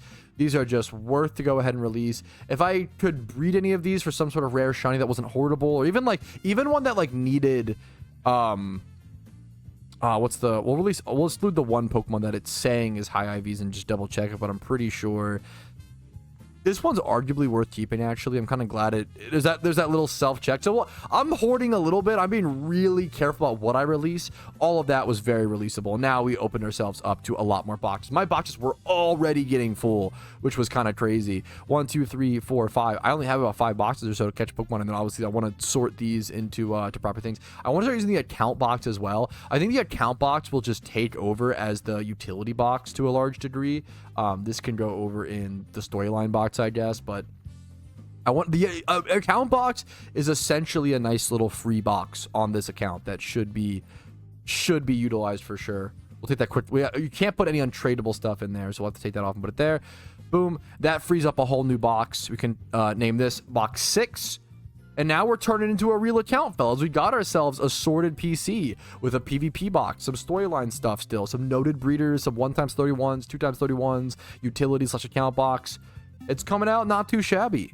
Alrighty, the catch event doesn't begin for another 2 hours. There's three things I can do. I could go do more Unova Storyline progress. I could go payday pickup in Kanto, make some Pokeyen, while also giving myself a chance for pickup items. And also, I've thought of this recently, giving myself a chance to catch the legendary Pokemon in Moltres right now. And Moltres pushes me further to that NU team, as well as giving me a Sun Raid Pokemon. So I think the other option would just be XP training my Meowth as well, because I don't have it. It's level 90, it's not, or level 84, it's not level 100 yet, so I do need to XP train this. But I think we're gonna go for the payday pickup route and try to go for that chance of a Kanto legendary. Abenbad, you're not wrong. Make sure you have enough timer balls. That puts me in the Iron Man sticky situation. Should I do the Unova region up until I unlock timer balls and then go do that? It's less fun, but I think it's worth it. I think you're right. Let's just head back over to the Unova storyline, get like one more storyline done, and hopefully go unlock that. It's a good call. Right, we should check out the Hoenn shopping mall over in Lily Cove City before we go unlock the Unova one. So let's see if they have timer balls here. I'm not as familiar with this mall, but this is a good representation of the Iron Man forcing me to learn something that I may not know out of pure game knowledge. All right, the Hoenn shopping mall didn't have what I needed, so we're just over in the Unova storyline right here at the 7th gym. After I defeat this, I have to do Dragon Spiral Tower, and then after that, I can make my way over to Oplucid City, which will unlock the shopping mall, which unlocks timer balls, and all the different Pokeballs, all the TMs in the game, and a ton of things, which will make us able to actually effectively hunt for legendaries and catch alphas a lot more efficiently as well in the future. So it's a pretty big unlock coming up. All right, there it is. It actually took me 2 attempts, hilariously, but that is the 7th gym badge, level 46. We have to do the Dragon Spiral Tower thing still. We're running out of time. It is T-minus 1 hour and 15 minutes until the catch event. I want to try to go buy some timer balls, not for the event itself, but just for the legendary farming, the Moltres farming here in the future, which will allow me to payday and make some Pokeyen and start solving that problem a little bit as well. All right, I think this will actually be my 4th XP share on this account. If you go talk to this guy over in Icarus City, who's just in the building to the left of the PC, you can go ahead and show him a Pokemon that I believe has gained like 30 levels or so. Let's see. You have to show him a Pokemon that's gained a certain amount of levels. And then if you do that, he'll give you an XP share. So that's XP share number 4.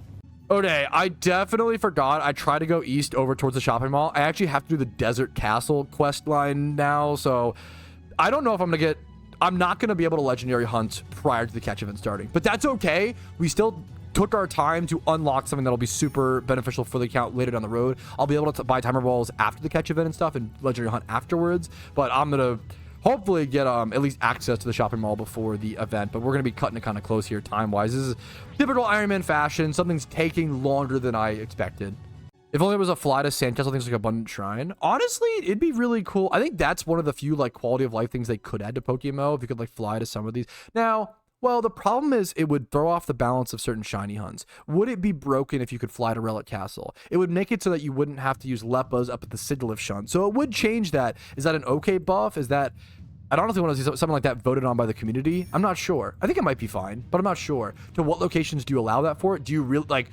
Do you do Lost Lorn as a flyable spot? Probably not, because that would like that would make the Zorua shunt a lot easier. And also you're kind of just hurting the Leppaberry market at that point for not a great reason. You're just buffing things for the sake of buffing them. Like, it's not always good to prioritize convenience over like the economy. You want friction in your game. Leppaberries have been a thing. People have talked about it a lot recently. Leppas have been slipping a bit in price. It's mostly fine. I always say Leppaberries constantly change price. They anywhere from like $760 up to like $900 or $890, $880-ish maybe. Even like $780 to $880, it's like $100. Like, anywhere in that range is probably fine. Anywhere in that range of where Leppaberries are costing on the GTL specifically, $780 to $880, that's probably a pretty healthy range. We're on the lower end of that range for sure right now. They're less expensive, but because it's like an off season, people are probably just prepping and saving Leppaberries. Why would you Leppa shunt now when you could save the Leppas and do Leppa shunts in the official Shiny Wars, most likely coming up in the next few months, right? So I think a lot of people are just saving their Leppas, buying Leppas, but not consuming them, right? So it's affecting the market in that way. Okay, I finished the Relic Castle, but now Twitch chat is trying to convince me that Rustboro has timer balls. And maybe they do. I looked yesterday and I did not find them. I don't know if they're in the Pokemart or a different, we'll have to see. Yesterday, or a few days ago on stream, I checked Rustboro. I checked Hoenn Shopping Mall. I checked Island 2. I checked a lot of locations. For timer balls. Rustsurf Tunnel on the Rustboro side. Talk to the scientist there. He'll give you a people and unlock the vendor. So you do have to do something to unlock it. That's totally fine. I can do that. Rustsurf Tunnel. Huh? Okay, I believe if you head to the east, head to the east across Rustboro, there should be a scientist over here that you talk to. Is it this guy? Thank you very much. You're a hero. Is this it? Okay. Unlocked timer balls on the account. We can legendary hunt now. Now they're just in the Pokemart, boys. We did it. Okay, huge. So people saying hours wasted in chat. We were literally just doing the Unova storyline and making other progress. That's totally fine. Getting the Unova shopping mall will still unlock tons of other things, but we do have timer balls a bit quicker this way. We take that. I'm gonna buy. Really expensive is the main problem. I'm gonna buy 20, which is a lot. It's 24,000 Pokeyen. That's pretty expensive, but it's relevant to have as many as possible for when I do go for that legendary encounter. We have about T-minus 26 minutes until the catch event, which is in the Hoenn region. I'm gonna head over there. There's about 10 minutes or 5 minutes left over, so I can get a Shuckle encounter. But until then, let's go try to farm a legendary over in Kanto. Dude, I feel like I've been here for like 2 seconds and I've already gained like 17k. I should actually be paydaying way more. It's actually, that might be a really good temporary band-aid to the Pokeyen problem on the account. Because right now my Pokeyen is terrible. I don't have any Pokeyen. It would be so nice. It's just 500 per battle. It's just very simple, very nice, slow and steady. I'm able to one-shot everything at this spot now, which feels really, really good. This is honestly really decent. Consistent yen. This is gonna be something I do off stream a ton as well. I fear like running into a legendary or a shiny off stream. That would suck, but I feel like this is such a good off stream grinding activity if I just need something to go do. It's really important, whether on a main account or an Iron Man account, in my opinion. Having a go-to activity is really nice. You don't know what to do, you're kind of bored, you're kind of stuck, you can't really pick between certain goals. Always have what's called a go-to activity, which is an activity that you just, if you don't know what to do, you just go and do it. I did that a lot in RuneScape when it came to stealing. I always thought my go-to activity would be like RD Rooftops or Motherlode Mine, for example. Just having a go-to activity to go do. All right, but it is time to begin the Shuckle catch event. For those who don't know, you do have to have the Hoenn storyline actually completed to go access the location within the... I need a Pokeblock case. my mistake. I need a Pokeblock case first, of course. All right, there we go. Now I have a Pokeblock case. You just gotta go talk to this NPC right inside the Lily Cove contest hall. So I'm gonna be about 1 minute late, I think, possibly now. Let's jolt over there as quick as possible and show you guys the strat/route that I'll be doing. I have farmed a lot of Shuckles in my past. People were asking me how to reset the rocks. I'll show you my personal strategy once we're there. All right, first things first, you want to, of course, enter the Safari Zone. Let's go ahead and jump inside. I'm gonna put my synchronized Pokemon in the lead since there's literally no downside using a synchronized Pokemon in here. I'd like to go prep a Shuckle. You want to head up to the north and then over east as I get to Shuckle. For those doing the event live with me, head over to the east. You have to have the region done to do that. Make sure you have a Rock Smash Pokemon as well. I think I do. I believe I do. I better. Oh my goodness, I don't. Okay. We're going to teach Rock Smash to a Pokemon. Rock Smash over here. Oh, this is awkward. Over strength, sure. No, I can't. Oh my goodness. I am making my own. I should have brought one. Okay. Over. Ooh, this is bad. On Parasect, maybe? Over Leech Life? That's not good, but sure. Okay. We'll do that. Head over here. People are already here. You want to Rock Smash these rocks? The catch event has officially begun, by the way. And then after Rock Smashing these rocks, you want to run down south and run back and forth in the grass once you hop over the ledge. I'm going to rock each of these. It's going to make it decently likely for the Shuckle to run, but it will increase the rate, the pace of the fights, and just getting rolls, getting those dice rolls towards good IV Mons is really important. Let's go. We have Relaxed Nature Synchronized. Here's our first. It is relaxed, so we did actually get a nice little synchronized proc, but that's okay. Basically, what you want to do is you want to rock smash all these rocks, hop down, run back and forth down here for a little. Grab this Pokeball really quick, and then you want to set a timer for 5 minutes. This is the most efficient way to hunt for Shuckle. Set a timer for 5 minutes. Run all the way south down to the waterfall area in the Safaris, and I'll show you when I do it, and then run back up, and then the rocks should respawn. But you have to wait 5 minutes plus refresh the zone nowadays. We'll just run back and forth here until we're ready for that. That's not bad. That's not bad. That's not bad. I don't know if it's third place. It's 153 and it's relaxed. That's not bad. That's a 156, I think. I don't know if it'll be third place worthy. Events like this, there's going to be less. Well, it's tough. Less catches, but more catches. It's a 156 total score. Usually third place is like a 166 to 168, right?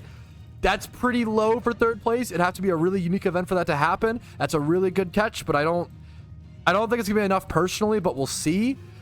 Oh, it's something. That's the nicest catch I've seen in a long time. If I could just win 250 RP, oh, it would matter so much for the account. It would be so freaking good. Every Shuckle catch is so difficult. We're 20 minutes in. This is Shuckle catch number 2 for me.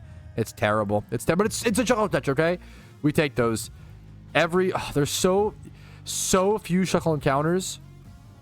And then I think spamming ball is just the best. That's really tough. We're gonna hope for another Shuckle here. Not relevant for the catch event, but a 2x31 male plant egg group breeder. I will take that that's a great breeder. I think it's only like the third 2x31 I've caught outside of alphas on the account, so it's pretty rare. All right, I think these are my very last Shuckle encounters. There's only about 5 minutes or so left in the event, so here's my last chance, fellas. Let's see how it goes. My last few major catches. All right, there's about 30 seconds left in the event. It's very likely this is my last catch. Not fleeing. It stayed for this is the third ball. If this catch happens to be amazing, that would be pretty crazy. There's 15 seconds left as of now. Maybe. I don't think I can do one more encounter. This is the last catch. This is the last. There's 10 seconds. This is the last catch for sure. It's 31 speed. I'll take it as a breeder, but the stars did not align today. That's okay. They've already aligned once for me. I don't need to have them align twice. That's totally understandable. GG's and good luck to all of those in the Shuckle catch event. I'm actually going to stay here for a little bit to try to catch like Pineco, maybe Miltank, try to get a few of my Pokedex things logged since we're here anyway. Probably go back out to, I'm going to go submit my 156 Sunkern. My best catch was a 156, which is like decent. I don't think it's going to win or place at all, but I do think it is worth submitting just in the off chance that enough people don't submit thinking they won't win, and then, so it's worth doing. So we're gonna go do that here in a quick second. All right, this is my best catch from the event, though. It's pretty good. It's a 153 plus 3 for the nature, so it's a 156 total score. I'm gonna go ahead and name it that, actually. Probably not enough to rank. Like, maybe a loose third place if people don't submit or something, but I don't see this winning anything, but I think it's still worth submitting just in a fluke. So we're going to submit that, wait a few more minutes for results to be announced, and see you guys with the final winners. And I'll congratulate those who do get the win. All right, but I'm going to sit here and do a fair bit of payday pick-up-in for the next few hours or so off stream. I started at around 120k, so I'm curious to see how much Pokeyen I can make. We're ending stream at 140. I'm curious to see how much I can make when I come back tomorrow morning. We'll see how many encounters I get. I think my encounter is actually broken. I need to fix that really quick, but see how many encounters I get, Pokeyen I gain, as well as possibly go for that Moltres chance encounter.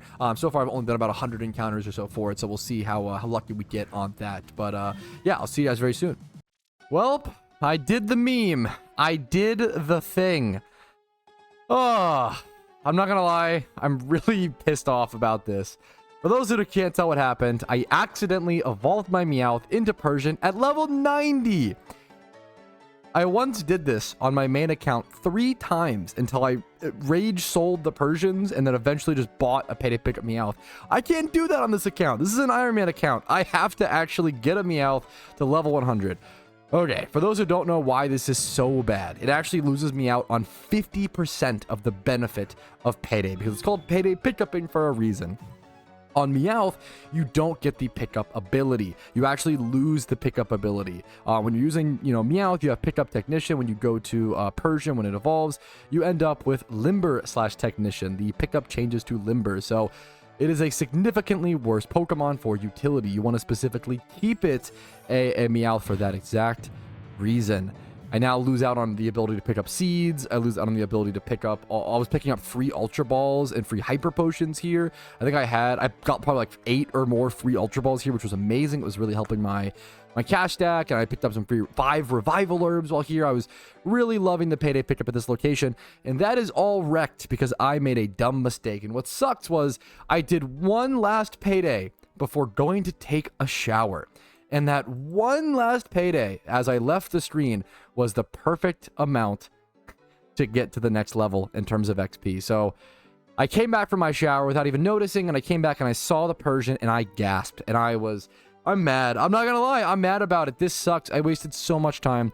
Thankfully, I can still use this Persian to some extent. Like, I can still use it as a payday Pokemon, and honestly, it still has a use. It can payday higher level Pokemon. Like, before I was actually running away from these Heracrosses.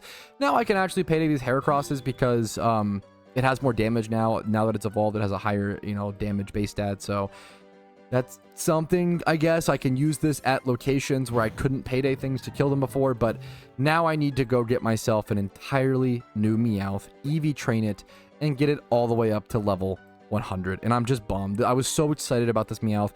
This was the first Meowth I ever caught on the account, and now I ruined it. That's okay. That's what being an Iron Man is all about. We gotta persevere. We gotta get over these things. We gotta go get a new Meowth, hopefully by the end of this episode. Probably breed one up. On a positive note, the cash stack is growing, and getting 300,000 Pokeyen was one of our tier 1 goals for this account, and we might finally reach it. And even if we spend it down immediately, that's okay. Just reaching that point is still achieving the goal. Also, before anyone comments, because I get this all the time whenever this mistake happens or whenever something like this happens, no, I cannot just put an Everstone on the Meowth because I need the choice band to actually be able to kill the Pokemon here and properly XP train. And if I were to be putting an XP share on it and just purely XP training it up to level 100 to make sure this didn't happen accidentally while payday pickupping, then you can't have an XP share and an Everstone on the Pokemon at once. You'd be shocked how many times I get a comment like this, oh, just use an Everstone. You can't put 2 items on one Pokemon. It's not how it works. I get that all the time, and I understand it's just a simple lapse of the judgment when seeing something like this. You just wish it didn't happen, which I super understand. You can, however, use the XP reamplifier and Everstone at the same time. But unfortunately, once again, you gotta win a catch event for that. That's one of the coolest, rarest achievements on the account. Maybe one day we'll be able to train a Meowth with an Everstone and XP reamplifier turned on to make up for this whole situation. Alrighty, a few hours after tragedy struck, I made it over to the Unova Elite Four. I have all 8 of the gym badges, but I still have a ton of things to do. I'm actually sitting at around 6,400 BP, so after defeating this, I'll get 3,500, and that might give me just enough or very close to it to pick up another choice item. Right now, I only have a choice band. That's the one item I've been able to get, one of the most powerful items in all of PokeMMO, or all of Pokemon in general. The next one I'll get will probably be a choice specs, and I might even look to build some sort of wacky, scrappy, barely functional gym rerun team that even if I can do a few of them and get some extra Pokeyen, even like 10k per fight without amulet coins, that would be amazing. But right now, 250,000 Pokeyen, just passive yen. So much of the yen on this account has been gotten from just doing the storyline runs, battling trainers, doing the payday farming that I did. We all know about that, but 86 hours played right now. Before I do the Unova Elite Four, I have a little bit more prep work to do. I'm actually going to go EV train some of these Pokemon. And I mean, thankfully now I do have more XP shares, so I can actually go EV train in attack specifically, like, pinpoint the stats that I want to. I'm going to go EV train this Gyarados, which I've been using for the storyline to some extent, but I want to keep it lower level if possible for future storyline runs. This Gabite, and then the Hitmonlee. The Hitmonlee, I'm going to go ahead and start EV training. I actually don't know if I want to do 252 attack and 252 HP, or 252 attack and 252 speed. I don't know which is played more often. I don't know if Hitmontop is going more bulky right now, if it's going more speedy. Historically, this is a Pokemon that's gone kind of into the HP and gone a bit more bulky, and then kind of, maybe it's a split though. It wouldn't surprise me if this is a Mon that needs 160 or a very specific amount of speed EVs to outspeed something perhaps in like the 80 speed tier, since it's in the 70 tier. Like, this is probably one of the more complicated Pokemon in terms of knowing how to EV train it and what EVs it's going to need. It really depends on the NU metagame, which I can go check and analyze by heading over to the PvP statistics. But for now, I'm pretty sure it's going to go 252 attack EV, so I can do that regardless. Honestly, looking over the PvP stats and looking over NU, I see Arcanine with 95, I believe, base stat speed. Swampert with 60, so I should be good to outspeed that. Electros, I believe, is also around that 50 range. Frostlass is like 110, if I recall correctly. Quillfish, I think, is around 90, maybe 80 base stat speed, maybe 85-ish, so... And then Drudagon's like 30 base stat speed. Everything I'm seeing is either like too slow or too fast for Hitmontop to really worry about competing with. One of the more interesting ones, honestly, is maybe Golbat. The problem is I don't have all these Pokemon in my Pokedex, so I can't properly quickly check them. And honestly, outspeeding a Golbat would be really, really relevant. I think this thing might actually have like a 90 base stat speed, though. It might actually be a bit higher. Actually going to check really quick in live time. Golbat base stats, if it's around, yeah, it's 90 base stat speed for Golbat. So if it was a lower range that I could EV train up to, sure, but I'm not going to be able to outspeed it. At least I don't think. I could run a calculation. I don't think I'm ever outspeeding something with a 70 base stat speed Pokemon, even if I put full speed EV invested into it. But let's check really quick. This is honestly more interesting than I expected if I'm counting things correctly. Now, for those who don't know, this is Pokemon Showdown. This is their damage calculator, and it looks like a lot of mumbo jumbo if you aren't super, in tune with what's happening here. But the main things are, I can actually go ahead and throw off a Stone Edge here for 34 to 40% damage. Honestly, not amazing, unfortunately, but it's decent. It's decent damage, and the more interesting thing to me, this is if I'm assuming obviously the Golbat is Eviolite, Impish Nature, and then 252 defense. He might not be 252 defense. There's a really good chance it's like 126 in both defenses, making it this tanky. So yeah, I can do around 40% damage with Stone Edge. Now, the more interesting thing here is I can outspeed this. So we can see if Golbat is 0 speed invested, which is the most common set you'll see in PokeMMO, it's going to be at a 110 speed. But over here, if I fully invest in a speed on Hitmontop, which I don't think is worth it, I can actually get up to 122 speed.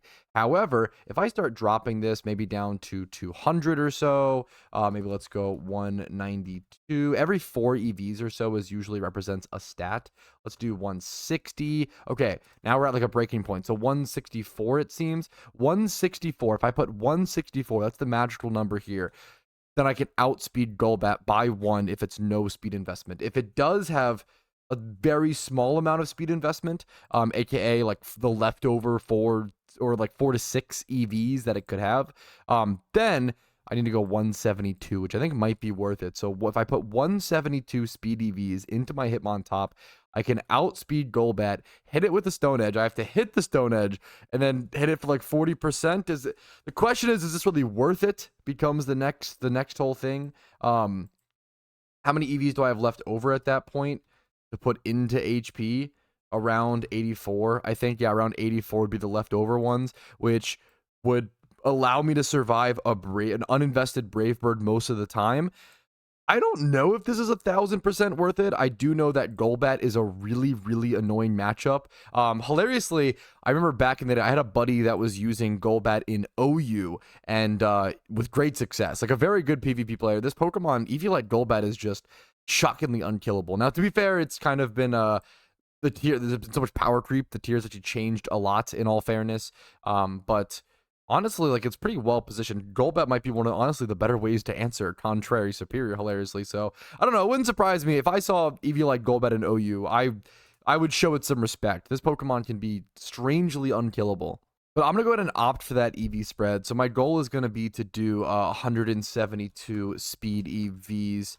And we're going to see how that goes. Worst case scenario, I have to de-EV it. And I'm not going to lie, de-EVing something like this would actually suck. It's the main problem.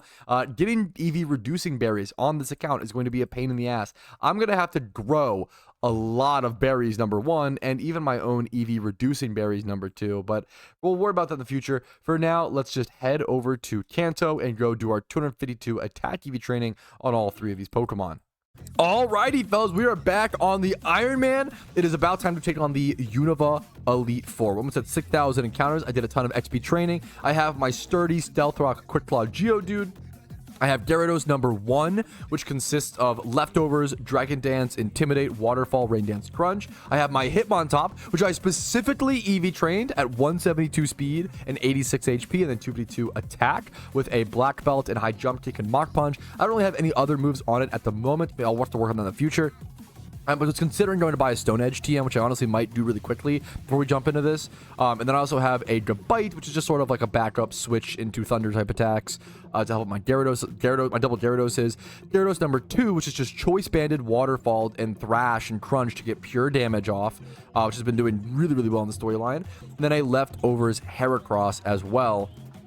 Just something I pulled on my PC for some extra damage in case we need it. So hopefully this Elite Four goes okay. I actually am going to go ahead and go pick up that Stone Edge TM really quick. It's going to cost 25k, but it's well worth it. I definitely built this Pokemon around this move to some extent to be able to slot it in. It's not the, I don't know if it's, I honestly don't know the meta in terms of NU. I don't know if it's the most common move to see on Hitmontop. I kind of doubt it, but it's an interesting one. It's probably not, it's probably somewhat like uncommon-ish, but not rare, you know? I'm excited for it. Alrighty, fellas, I think it is finally time to jump into the Unova Elite Four, the third Elite Four on this account. We're going to say, yes, it is time to proceed. I'm not going to do them in any sort of specific order. I don't know. There probably is some efficient order I could do. We're just going to go from left to right. I think the Unova Elite Four, in my opinion, I think it's actually the easiest Elite Four in all of PokeMMO. Personally, that's going to be a hotly debated topic. Or wait, no, I'm sorry. I think it's the hardest, right? I'm sorry. I'm getting my things mixed up, actually. I'm sorry. I'm so wrong. Unova Elite Four is actually the hardest one because you have to do so many fights. Best cutscene, that is true. Johto is the easiest because of the storyline's really hard, but it's the easiest Elite Four. Unova, in my opinion, is actually the hardest Elite Four in all of PokeMMO. Because there's so many fights. Not only do you have to fight, it did like 6 fights plus catch Zekrom, right? So it's like 7 fights, kind of. You have to not only beat the 4 Elite Four members, you have to beat N, you have to beat Getsis, and then you have to catch Zekrom before fighting N or Getsis or whatever. So a lot you got to do. A lot you got to do. I'm going to go ahead and start this fight by just setting up rocks, as I always do. If you don't know, Stealth Rock's 30, one of the most powerful things you can add to any Elite Four team. It's so good. It's going to be such an advantage. And from this point, I think I just go ahead and head over to, if we've seen Thunderbolt from this, we saw Acrobatics. I probably head over to King number 4, try to set up a Dragon Dance or 2. If I get 2 Dragon Dances up, I probably can just fully sweep the entire fight from there. He does have T-Ball, which might one-shot me, though. It does 76% damage. He outspeeds me. However, now I can outspeed him after 1 D-Dance, and now I can go ahead and go for the Crunch, KO this thing. We should be good. We should be good. That was a little scary there for a sec, but damn. There we go. Drifblim taken care of. Yeah, someone said Gyarados seems so OP here. I set up 1 Dragon Dance and swept the entire team. He's pretty good. It's the reason why I farmed Magikarps for so long, to prepare for this situation, right, in the long term, and have a bunch of Gyaradoses to just sweep through every storyline, right? It's been working effectively so far. There's a legit question here of what are the odds he Sucker Punches. I could Hyper Potion to save my HP a bit, or try to save this Gyarados, or just let it die to the Sucker Punch. Yeah, he doesn't even punch, so we're fine. I think it's worth to go ahead and do that, and then we can have like Hitmontop or something come in afterwards to clean up the Bisharp. So that's a weird, it's a tight decision there. This is E4 member number 2. Liepard comes in. Having Hitmontop here is actually super relevant. This guy might Quick Attack or Sucker Punch. I'm so scared of priority, but then it just never happens, so we're just spamming Waterfall. I'm also only setting up 1 D-Dance and sweep. I thought you would need 2 for sure, but I'm just 1 D-Dance sweeping the entire Elite Four. This is insane. I'm pretty sure this thing has Focus Sash. We don't break it, but we break it. Yeah, what an easy looking fight. Wow. It's due to the preparation, but it looks omega easy. All right, on to fight number 3, aka the EP Queen. Let's see what she's got. I know there's I believe there's a Dark type and Ghost type or whatever. Unova Elite Four typing is very weird. This girl is Psychic, I believe. There's like, isn't there Psychic? Isn't there a Psychic, a Ghost, and a Dark leader in Unova? It's so weird. The typing is so interesting. I'm gonna set up rocks here as per usual. That Headbutt could flinch. If it does, it's not the end of the world. Rocks is really beneficial. Somebody recommended recently in a comment to have like, it might be worth to have like 2 or even 3 sturdy Stealth Rockmon on your team just in case the one fails. And like, honestly, they're kind of right. Like, Stealth Rocks is just that good. against the Elite Fours. It's so powerful. So powerful. All right. We have a rock set up. I'm just doing the same thing. He might have T-Punch. We've seen Zen Headbutt only. I'm just doing the same thing every time where I just go into King 4, set up 1 Dragon Dance, 2 if I can, and I'm just sweeping. It's really just been that easy so far. And this is due to preparation. This is due to having Kanto unlocked fully. 42%. I could D-Dance again here, but I'm just going to actually attack because I don't know if, number 1, I don't know if I'll one-shot. And then number 2, yeah, I don't. Because I don't have Rock's Chip. Number 2, he could crit or flinch. I guess he doesn't have to. So he could crit. And I want to play around crit to some extent where I can. So now we just kill. Metagross down. 5 more Mons left. We're probably cooking through this. All right, on to E4 leader number 4. There's not much to talk about. Not many clips to snag. I'm just Dragon Dance sweeping through them, boys. Okay, this is actually one of the rare situations where I actually need to use my brain and do a slightly different play. We're against Burned Facade Conkeldurr. He actually does so much damage that I can't just go straight up into Dragon Dance setting Gyarados. So what I'm going to do instead is go over to my Choice Band Gyarados and click Waterfall. And then I have Flinch Chance and stuff like that. And even if he just one-shots me, that's okay. Then it allows me to bring in the actual King 4, kill him off, and then try to set up against the next Pokemon. But here we actually can just go ahead and get through him. So there we go. We do burst. He just does so much damage. Good Stone Edge there, funnily, but if he like Facades there, it's just gonna go bonkers. All right, there is number 4 defeated, boys. Just been that easy today. Just that easy. Now once you defeat all 4, you gotta talk to the little statue, and we do get some of the coolest animations in all of Pokemon, let alone PokeMMO. I'm actually gonna go ahead and pause my music, turn on in-game music, and turn up in-game sounds to really, it's fun to appreciate. You don't get that many moments like this in Pokemon unless you play a lot of storylines, and I don't really like doing that, so we can appreciate it where we can. Dun dun dun dun. Climbing the stairs onto the final fight. I also love the over dramatization of these giant stairs and this Coliseum, and the visuals here are so good. I love it, man. I love Unova. It's like a really close second as my favorite region in all of Pokemon. Kanto is number 1 because of nostalgia, and I think I Fire Red Leaf Green is what I started with. But I definitely love Black and White's the closest to Gen 1 in the next pecking order, in my opinion. All right, here we go, boys. This is kind of loud, but you know what? We take it. Is this not the coolest / one of the coolest animations in all of Pokemon? Also, the fact that this was on a DS is like legitimately impressive, in my opinion. This is fucking dope. On the Nintendo DS handheld that came out in what, 2006? 2004. This was really impressive for the time. Beautiful visuals. If you, the zoom in, the drama, it's a good time, dude. Why do they need so many stairs, dude? It's a good question. All right, it is time for the Zekrom fight. I think this is actually gonna kick Heracross out of my party. Weirdly, I probably should have planned that a little bit better and gone Gabite, but that's okay. It's still one of the weaker mons I want on my party. It's totally fine. I'm not going to set rocks up here. There's no reason for it. I'm just going to go ahead and bulldoze and try to lower its speed to make it a bit easier to manage, a bit easier to catch. You do have to catch Zekrom. You can't just kill it. If you kill it, you like restart the entire fight. So this is a tough one. I actually really wish I had like a Spore or some sort of status here would be nice. I don't think I have a single status move to give myself an easier time catching this, unfortunately. So we're going to see what we can do. Also, it's an electric type that hits both my Gyaradoses, my strongest mons, for 4 times damage. So it's a tough fight. I'm going to go over to this Gyarados that's not banded and just try to hit this guy and see how much damage I can do. Now, the AI from this thing, it's wild Pokemon AI and not, what's it called? Not trainer AI. So the AI is actually worse, which is good. Vault Switch is going to one-shot me. But now I know that Crunch only did 24% damage. So I can bring in this Gyarados and probably Waterfall, or not Waterfall, probably Crunch safely and not, with Choice Band and not kill it. I don't want to kill it on accident. That's the thing I'm scared of. So yeah, we do 41%. You do have to catch it. I do have Timer Balls. I have Ultra Balls. He thankfully Crunch, because once again, the AI is not good, that's good for me. I am going to... Well, I want a Waterfall here. I think Waterfall won't. No, I'm banded. I literally can't. I'm going to just throw a ball here then and just hope for the... If I catch it with an Ultra Ball at this HP, I'd be surprised. But I'm going to use this turn to do that. We can go into like... Hitmontop it. No way. What? Okay, Steel Gap, alrighty. Sick. Oh, you got it. Okay. Wow, didn't expect it to work like that, but sure. N's gonna go ahead and heal me up when you get it.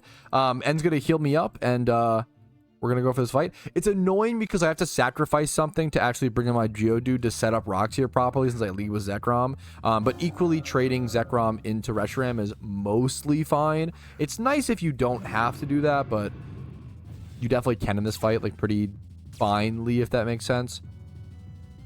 I think they speed tie. I always forget. I'm gonna go for the Dragon Claw. We do 71% outspeed, massive damage. This fight should go mostly well. Depulse 76. I forget if they speed tie or not.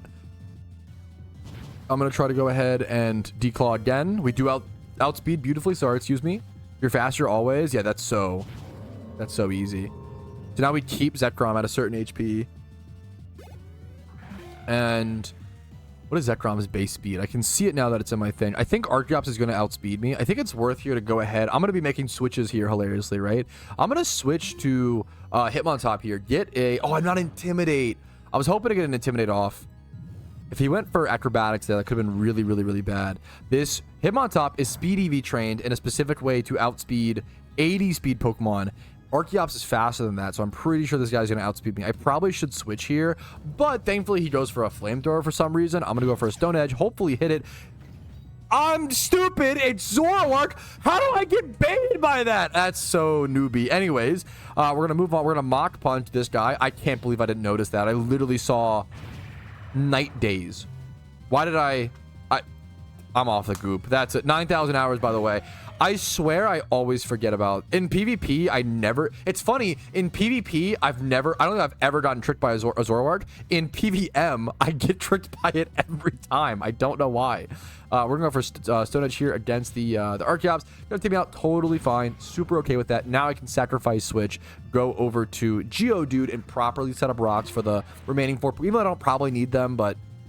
It's worth doing. You get healed after every fight in all the Elite Fours. After N, after the rivals, after all the Elite Four members, you get healed. So you might as well take the time to go ahead and set these up and give yourself a better time during these fights. But this should probably be a wash at this point. I'm probably going to go ahead and bring in Gyarados here kind of soon. I could just go... He's going to outspeed. I think I go Gyarados. I'm going to go Banded Gyarados first. I can get the Intimidate proc. Chip his HP. If you can get Archeops below half HP, it's going to make him way more manageable versus letting him hit my setup Gyarados with a max Stone Edge. We just kill him anyway. So there we go. I'll save my setup Gyarados for a Pokemon that's better to set up against. Like Klicklink has the electric type attack, so not really actually. Now I'm banded into Waterfall here, which is neutral damage. I'm still going to do that. He outsped. I didn't expect him to outspeed, to be honest. I'm in a little sticky situation. I need to either go Gabite or Zekrom here.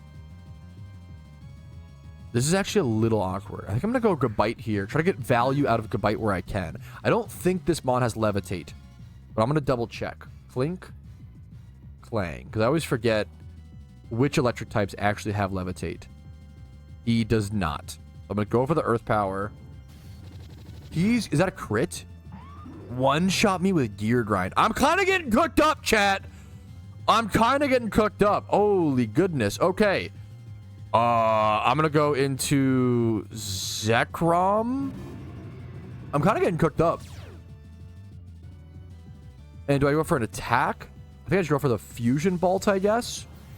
Chip it down enough to where my Gyarados can hopefully kill it with a Waterfall. But I don't know if I outspeed. Does this not kill me? Oh, Zekrom counters this. Oh, perfect. Oh, beautiful. Okay. I'm going to take the time to go ahead and Hyper Potion my Zekrom then. Where's my Hyper Potion at? If I have a... Yep, we'll go for it. Go for that there.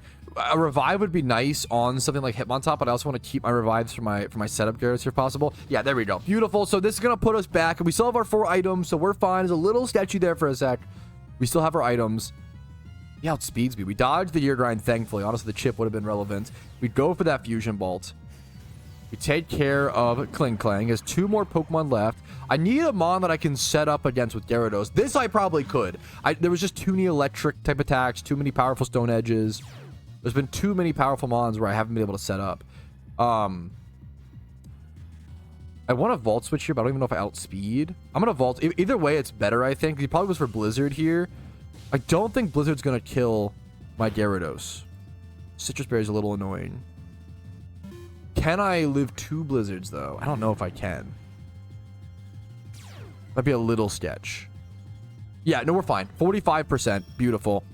So unless he crits... I should be good to D-Dance here and sweep. If he crits, it's really unfortunate. I got to figure something out, but... Okay, we're good. We're good. We should be good. We should be good. This was a tough fight, man. This is a tough fight. I always say, don't let anybody ever tell you the PokeMMO storylines are easy. They're not, man. They're tough. They're legit tough. Don't let veteran players say they're easy. Because we have, you know, they're difficult. They are. You have to think about it a fair bit, man. They're not as difficult as like Emerald Kaizo, obviously, but they're not easy. Caracosta comes in. This Pokemon has been a demon in the past. I don't think it has Water Absorb. I always forget if it does. I don't think it has Water Absorb. 56%. There we go. Flinch chance. That's fine. I should be able to outspeed. I'm a little scared. What if D-Claw doesn't kill? It really should. It really should. But just in case.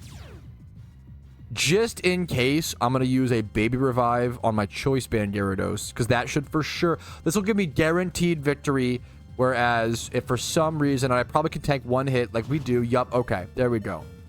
There we go. So I can do that. Oh, yeah, those are super effective. Yeah, there we go. That's going to be the end fight. We still have Getsus fight, so we're not done quite yet. I was pretty sure it killed, but that is the ultra safe option, and I have a few revives to spare, so I think it's worth it. There we go. All right, final fight of the Unova storyline coming up, boys. Right here, up to 200k Pokeyen perfectly as well. All right, here is the Getsus fight. His character sprite is kind of sick. He's got Cofagrigus lead. This is actually a fantastic mon for me to mostly set up against if I can get Gyarados in correctly. Let's see how we can... We have Crunch, though. We can just spam Crunch against. Zekrom is like a powerful Pokemon. It does do work against the Getsus end fight, which is nice. Like, at least over the mons that I had. Try to... keep in mind that if the mon that's at the bottom of your party is going to get moved out of your party when you catch Zekrom. So you have to factor that in your Unova Elite Four. There's a lot of little mini games like that in the Unova Elite Four you really have to think about. All right, there we go. There is Zekrom beating him. Hydreigon coming in. I should be mostly... He could Draco Meteor me, but that's fine. We have D-Claw in return. He's going to Pulse me. We should be able to live that just barely. Yup, beautifully. I don't know if this kills. It almost kills. Okay. I'm going to go ahead and... Zekrom could outspeed other things. Would I rather sacrifice something else? I could bring in... This is close. I'm just going to go. I'm going to sacrifice. That's fine. I'll bring in a Rock's Geodude here in a quick sec. I'll bring in Rock's Geodude and then bring in probably either D-Dance setting Gyarados or... Choice Banded Gyarados. All right, get your brooms. It's Sweep City. That's the Getsus fight done with. 2 Dragon Dances was all it took. There we go, boys. That is the Unova whole storyline done with. Another, the 3,500 BP is huge. 9, I think that's enough. Yup, it's done 800 for one. That's enough for a new choice item. I can now get my second choice item on this account, which is massive. 91 hours played, 3 regions done, tons of other progress. It's been a good journey, boys. It's been a good journey, and it's pushing me and encouraging me to get the things that I enjoy the least in PokeMMO done, like storylines. I've been pushing through because the Iron Man account is so fucking fun, and we're just getting started, fellas. We're just getting started. See you later, N. It's been a journey. The game just cuts to black? I don't remember that. What is this fucking Sopranos? What the... It just cuts to black? Anyways, we did it, fellas. Unova completed, level 100 match obedience level. We get our super rod now. We can actually go payday farm over at Dratini now. This unlocks an amazing payday farm, and also a huge reason to get Unova done the way we did here. We have 2 moms. What the hell? I can now head over to the east. Head over to the east in Unova. Head over to Undella Bay in Hardscale farm effectively, and I'm going to need to Hardscale farm a ton. Because I'm going to need to relearn so many moves. If you play enough Pokemon, you understand you need to learn so many moves in PokeMMO. So getting a ton of heart scales There's going to be a new goal on it. I didn't really think about that, but that'd be a great thing to add over to the goal list. All right, speaking of Iron Man goals, I've amended a few of them, boys. I've added some, I've changed some slightly. Let's go ahead and talk about it. Update to the Iron Man goals, okay? First things first, I added 6 level 100 Pokemon to the tier 1 goals. This is like not really like a, what's that benefit? Just having high level Pokemon for PVM, for trainer refights, for like Cynthia, Morimoto is just nice. And I think it's a relevant part of progressing an account, but it's nothing super special, so I put it in early goals. Breeding my first Pokemon, once again, like not a very, this is a pretty big milestone though. Having the Pokeyen, having the items, the Everstones, the braces to breed your first Pokemon is really relevant. So I think it's a little fun tier 1 goal that I've added, as well as I've added a bunch of things down here. I think catch 10 alpha Pokemon is new. I think I've caught 3 or so out of 10 so far, so that's a fun one to have 10 alpha Pokemon caught, which also encourages me to go to every alpha swarm possible and adds an extra little element there. Earn 1 ability patch, completing the putting one of the regional dexes and actually doing one of those would be really nice. All synchronized Pokemon, so having a synchronized Pokemon for all the relevant natures, which is all of the natures aside from the neutral natures like Bashful and stuff like that don't matter, but even like Hasty, having a synchronized Abra or Pokemon for every single nature is a crucial thing for accounts for catch events, which really matter for this account, as well as catching certain egg group Pokemon for breeders, which really matters for this account as well. 50 heart scales. Now that I've unlocked Adela Bay and the ability to farm heart scales, one of the most important resources on a PokeMMO account. I always keep a stack on my main account. You relearn so many moves over time, and you just always need a ton of them, and I'm gonna have to farm for a ton of my own heart scales. We've also added a lot of tier 3 goals. These are all new. Getting the free OU, UU, and or NU PvP Pokemon. That's a tier 3 goal because actually building a PvP team is already hard enough. That's a tier 2 goal. And then on top of that, playing enough and winning enough. And I'm not very good at constructed PvP. I can hold my own in randoms, but I haven't done constructed PvP like OUU in a very, very long time. So that will be a cool tier 3 challenge. Getting every single legendary bird, so Articuno, Moltres, and Zapdos. Getting each legendary beast in Johto.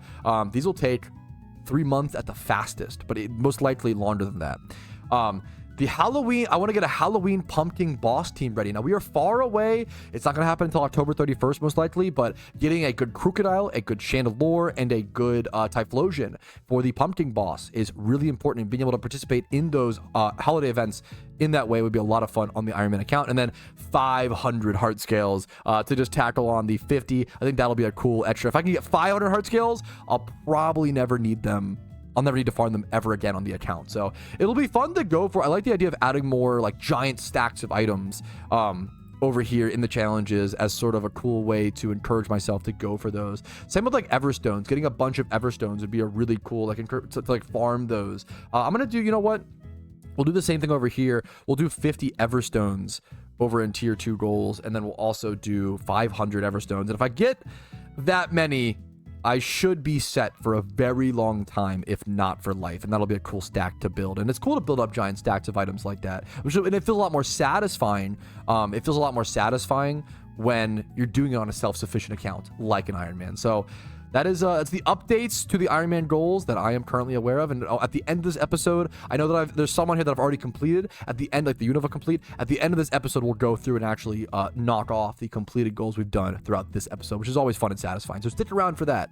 All right, yeah, I think now that I've done the Unova Elite Four and I've finished Unova, the next goal that I want to work on is heading back over to Kanto. I want to go do some payday pick-upping, or just paydaying. I want to do some paydaying and work on going for 300k Pokeyen, step number 1. Step number 2, getting that first legendary Pokemon. So let's go ahead and get right over to that. Does this work? Someone said try it with the 2 dots. Yo! Okay, we'll take that. That's honestly so good. I'll so take that. If you have an Iron Man account, this is going to be a very loose team. I don't think we're going to host any events. Like, I don't plan anything right now. If you have an Iron Man account, come let me know on stream when I'm playing the account. Copy name. I'm just going to invite the first 150 people. The first 150 people. Maybe like try to keep some extra, like 140 or something like that. just let me know. For anybody who wants to join, it's gonna be first come, first serve. We'll see how that happens, see how that goes. If people are, I'm sure if people are like AFK for too long, you know, we'll end up kicking them over time to have more space for other members. If space is a problem, we got this guy, Iron Extreme. Hell yeah, man. If you want to join the new Iron Man team, just let me know. Should be a ton of fun to see people's progress, see people talking in team chat, and just see what's happening. All right, and there's 13 people in the team already, just for the people live watching stream right now. It's kind of crazy that, you know, it's kind of crazy that many people have already created Iron. There's more people who want in. Like, it's beautiful, man. There's been a lot of people creating Iron Man accounts. That's so sick, dude. There's apparently an alpha spawn over in Unova though, so we're gonna head over there and try to catch. I don't know what the Pokemon is yet. Route 11. We like just unlocked that. Wow. Okay, let's go get a catching team and try to go snag whatever Pokemon this is. Look at everybody rushing to this alpha. I have trainers to fight on the way to it. No! This is going to be a really annoying alpha. He has Roost. He can hit my Parasect for 4 times effectiveness. It's a Gliscor, which is amazing. Poison Heal Gliscor might be one of the single most important hidden ability Pokemon in all of PokeMMO. I think I'm actually going to take the time to catch all of the surrounding Glidars first, and then I'm glad I caught this really early on. I'm going to catch all the surrounding Glidars and just try my best to catch the alpha. This is going to be a really, really tough fight. It's not going to be my first on the Pokedex.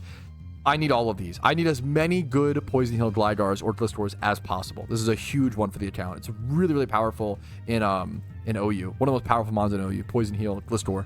To show you how safe I am being with these catches, this is a turn 10. I'm going to timer ball against the baby Glidars just for the chance. Because the babies around the alpha spawn have a small, like a 5%, 20% chance. It's some small chance to have hidden ability access as well as the alpha. So we'll see if this has the gem. Yes, that's the first. That's so good. That's the first. That's so good. That is the first hidden ability access baby Swarmmon that I've caught. Fuck yes. Like, that, if I don't catch anything else, that's all I needed. That's so good. Oh, that's so good.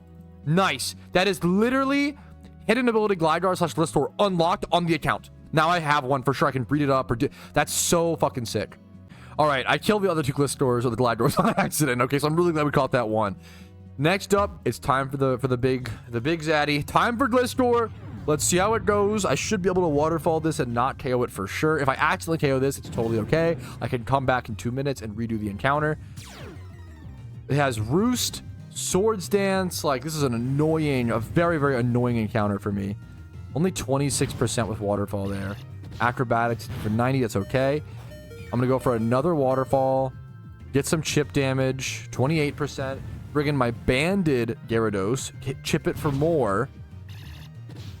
And then try to bring in my Parasite, hoping he doesn't Roost. If he Roosts, then, you know, whatever. But I do outspeed, so I can, I have 20% chance to flinch him. 35% with Banded Waterfall. Looking pretty beautiful. Beautiful HP. Beautiful HP. The problem is, how do I bring in my Parasect safely now? I think I just throw... Do I even throw a ball? I think I go to my Wingull to burn a turn. The problem is if he roosts now, it's going to be really, really, really annoying. Okay, that's good. That's really good. If I throw a ball to burn a turn, it doesn't catch. He gets +1 in all stats. So you can't really throw a ball to burn a turn very effectively in an alpha fight.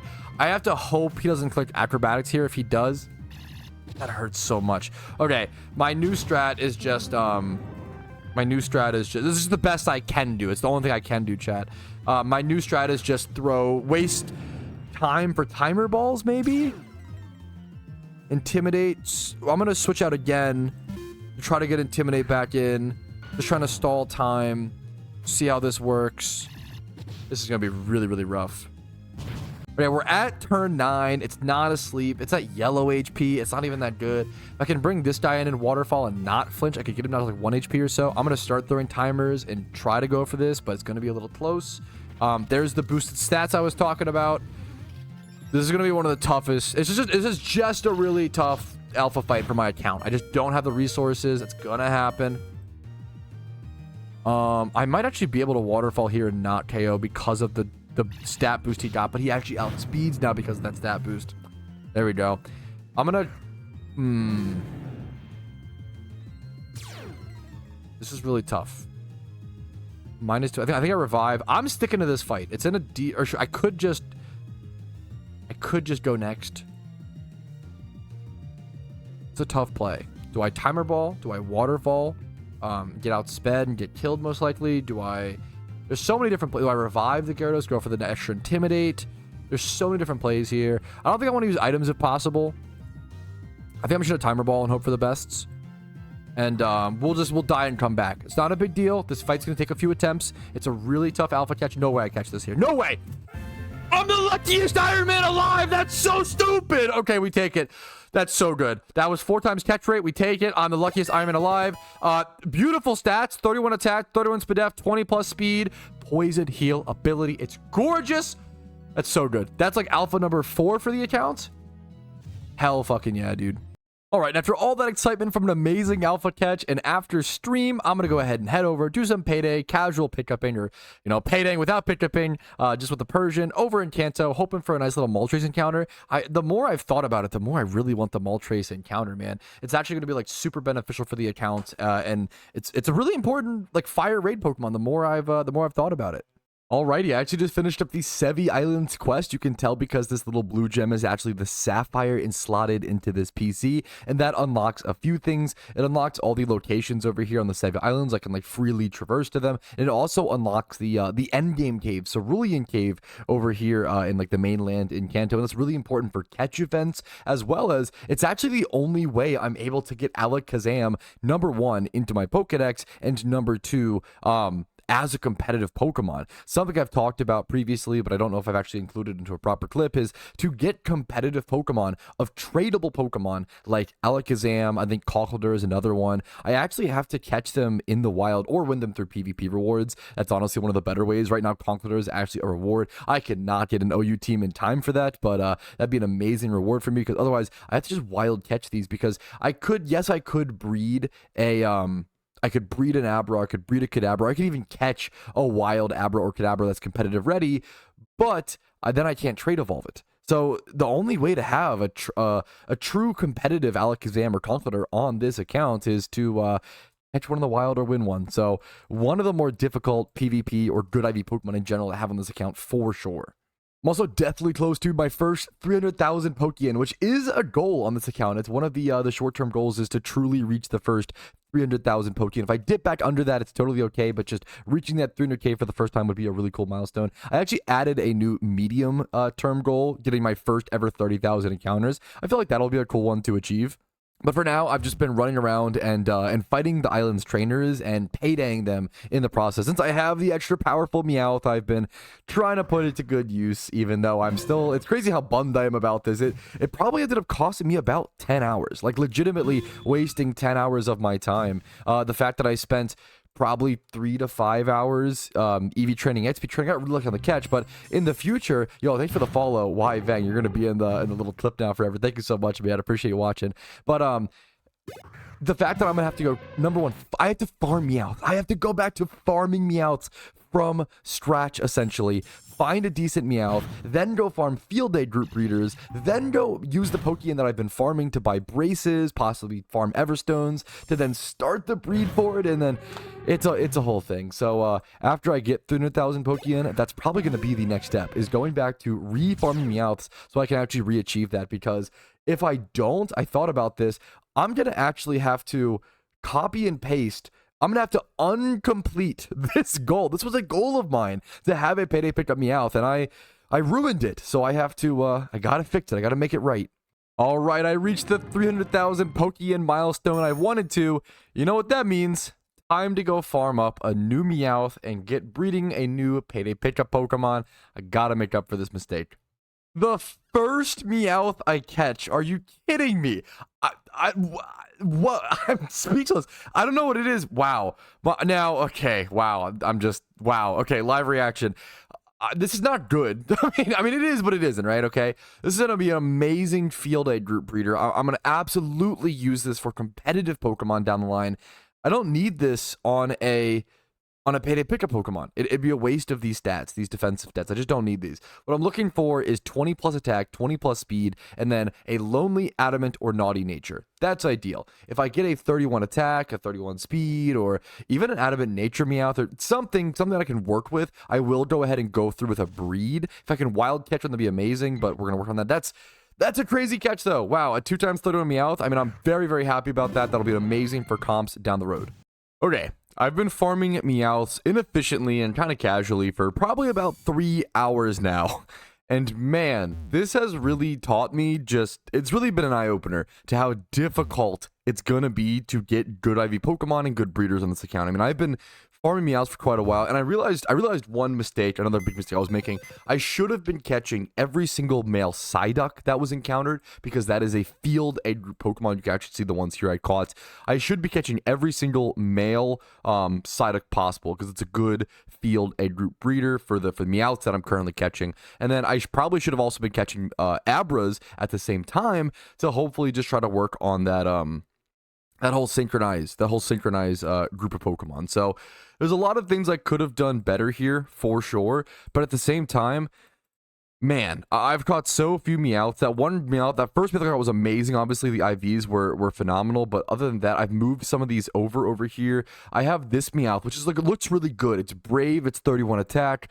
I just can't really find a way to breed it, though. The problem is it's male, right? So I have to breed it with a female Meowth to actually get it to turn it into a female, so that then I could maybe breed it with this Teddiursa. But then I have to make sure I can Everstone the nature while also keeping the IV. It's actually really, really hard. I've done a lot of breeding for profit and a ton of breeding in Pokemon. I'm very, very familiar with it, but this is even more difficult than I realized when you have to catch truly every single breeder on your own. It's like untangling a string and then using those pieces of string to put them back together to solve a puzzle. It's really, it's melting my brain a little bit.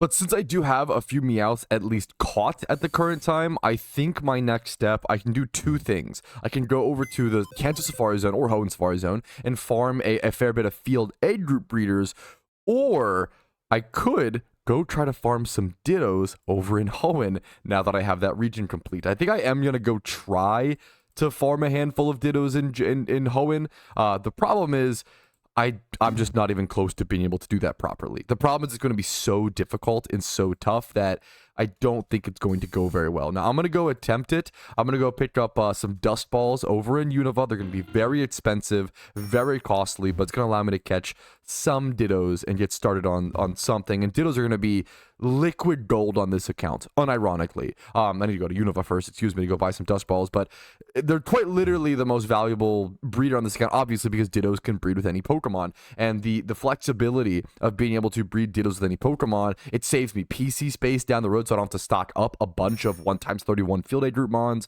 or monster or water A. There's just so many different A groups.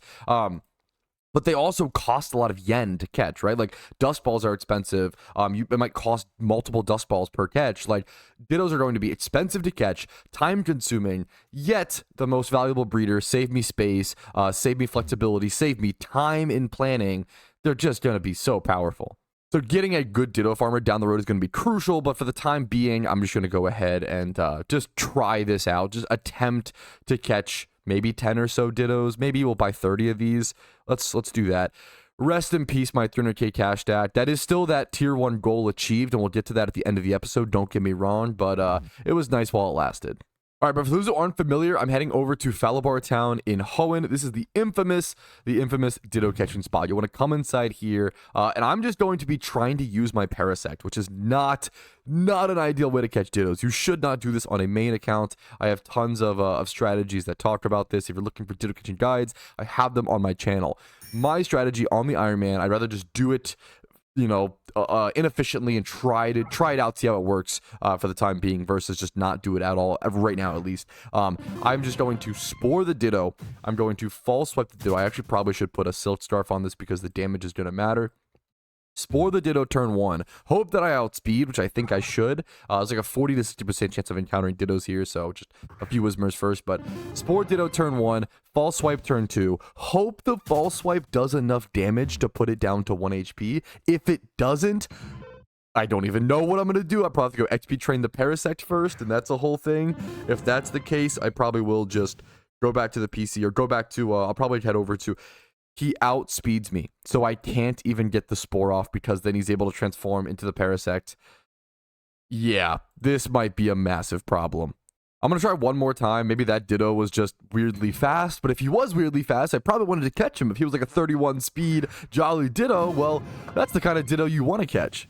Nope, the Ditto just outsped me again and transformed. I just cannot do this yet. This is not in my wheelhouse. That's okay. I wanted to try it. We have the Dust Balls for the future.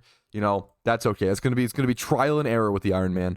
All right, I think I might have something, though. Now, I'm only going to have one chance with these Pokemon, but I think this might be exactly what I need. I have an Adamant Nidorino over here, caught over in the Safari Zone, on my first day of the account, hilariously, which is kind of cool to see on the 12th, which is when this account was created.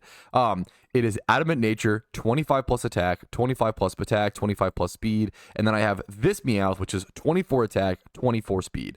What I plan to do is go ahead and use my one Everstone. This is my only Everstone, so if this doesn't work, or if I waste this, or if I want to do any breeds in the future, I have to start farming Everstones. This is my only chance. I want to go ahead and take this over to, I think it's Mauville is the daycare in Hoenn. We're going to head over to the daycare.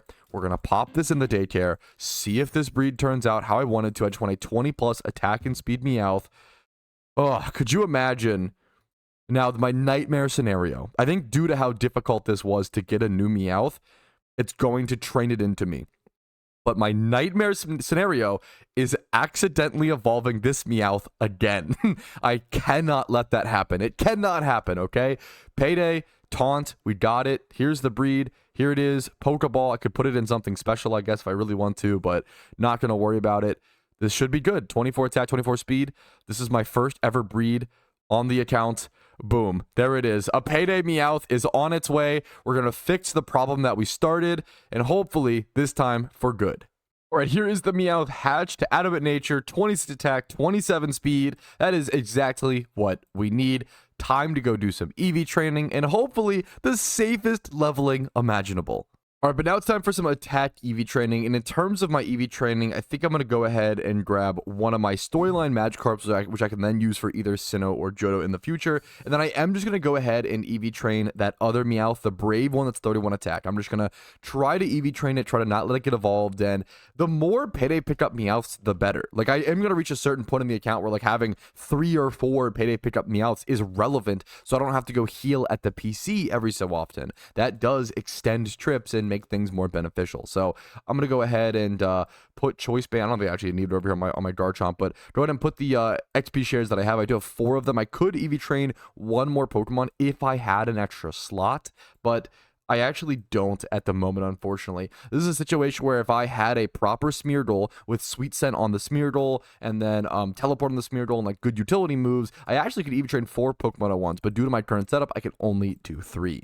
But over to my typical attack EV training spot, over to Nidorino, over to the east of Fuchsia City in Kanto. You just head over here, you do your times 5 hordes, you get 10 attack EVs, and then hopefully don't let these Meowths evolve.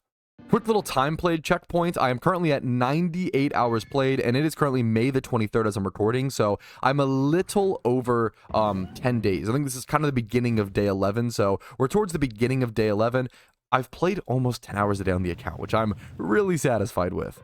All right, but that was the final horde for my attack EV training. Here we can actually see my Meowths are both 252 attack, 252 attack here. And since I'm actually XP training 3 Pokemon at once here, the Gyarados actually gained less XP, which is massively beneficial. That's actually exactly what I want for a Storyline Gyarados. I want to EV train it while keeping it as low level as possible. 20 is actually kind of ideal. I could go ahead and go speed EV train the Gyarados as well, but I think I'm just going to actually go throw him back in my PC since I'd rather keep him at a lower level. So we're going to go head over to Hoenn now, over to the Linoon EV training spot to the left of Lily Cove City. But I'm going to plop my Gyarados back in the PC for future Johto and Sinnoh storylines. All right, just in case you haven't seen it, over at Lily Cove City in Hoenn, you want to head over to the left. You can just pop hordes right here at this exact grass patch and find times 5 hordes of Linoon, which you can KO for 10 plus speed EVs. If you yourself are ever looking for EV trading locations in PokeMMO, I actually have a playlist and a guide for each region. So if you Google Kanto EV trading locations, PokeMMO, or Hoenn, or Johto, or Sinnoh, I actually have a guide on how to EV trade in each single region, depending on which regions you have access to or which ones you don't, just like how this account only has 3 regions done. Alright, good news and bad news. My Meowths are both level 28, but that also means they're going to try to start evolving after every single battle, or at least every single level up from this point forward, so gotta prepare myself for that. Other good news is my Garchomp is almost level 100, which is kind of cool. Just another level 100 Pokemon on the account, which is feeling like a classic Pokemon milestone. How many of us, at least that's what I did growing up, how many of us would complete the storyline over like playing like Fire Red, Leaf Green, and then you just head over to Victory Road and you run back and forth and you level your Pokemon? That's it. That was the end game. At least that's what I did growing up. I would just beat the storyline and run back and forth and grind Pokemon like I had nothing else to do for the rest of the day, because I didn't, and it was an absolute blast. Here's the official level 100 moment, by the way. Boom. Alrighty, but there it is. The Meowths are both fully EV trained, 252 attack, 252 speed. It is XP training time, okay? I'm going to try to lock in, focus up, and not mess up this time. I'm going to head over to Battle Frontier in Hoenn and just do a ton of Tentacruel encounters. I'm going to really focus. I'm going to not walk away or make sure that I'm out of a battle or in a PC if I walk away, you know, etc., etc. I'm only going to XP train 1 at a time. There's just not really a reason to XP train 2 at a time, because it just splits the XP anyway, so you're not really gaining any extra XP. It's just, if anything, it's slower because you're getting more text messages like per battle, more text pops up. So if anything, it's a bit slower, unless you're using like XP amplifiers. That might factor into things, but for now, I'm just going to train one of these. So I'm going to train the, I do want to train this one, so I put on the wrong one. So I'm going to put the Brave one is the backup one. If I happen to somehow make this mistake again and accidentally evolve this one, I mean, that would suck, number one, but I do have a backup. I do have a backup if that happens. And I mean, and then ideally down the road, I actually just go ahead and, well, not put that on a Wingull.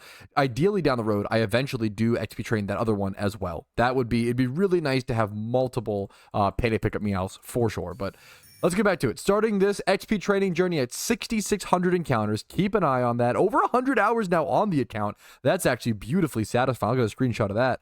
Let's head over. I'm going to see how many Tentacruel encounters this takes.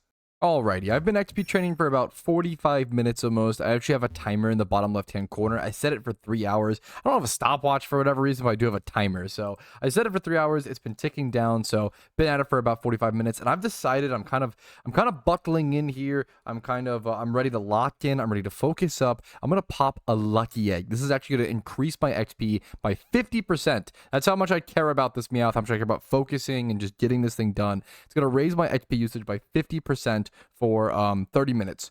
Now, it's a pretty valuable item. XP charms, lucky eggs, etc. XP charms are another item that does a similar thing. I can only get those during holiday events. I'm gonna have to grind holiday events like crazy on this account to get the full benefits. And the lucky eggs you can get as a pretty rare drop from like Pelipers and weird things like that. You actually get this one lucky egg as sort of a test run sort of thing. You get it as part of the Unova Storyline. So I'm going to take my bonus XP, really appreciate it, get a little bit more per horde, and hopefully get good use of it. Hopefully it works out okay.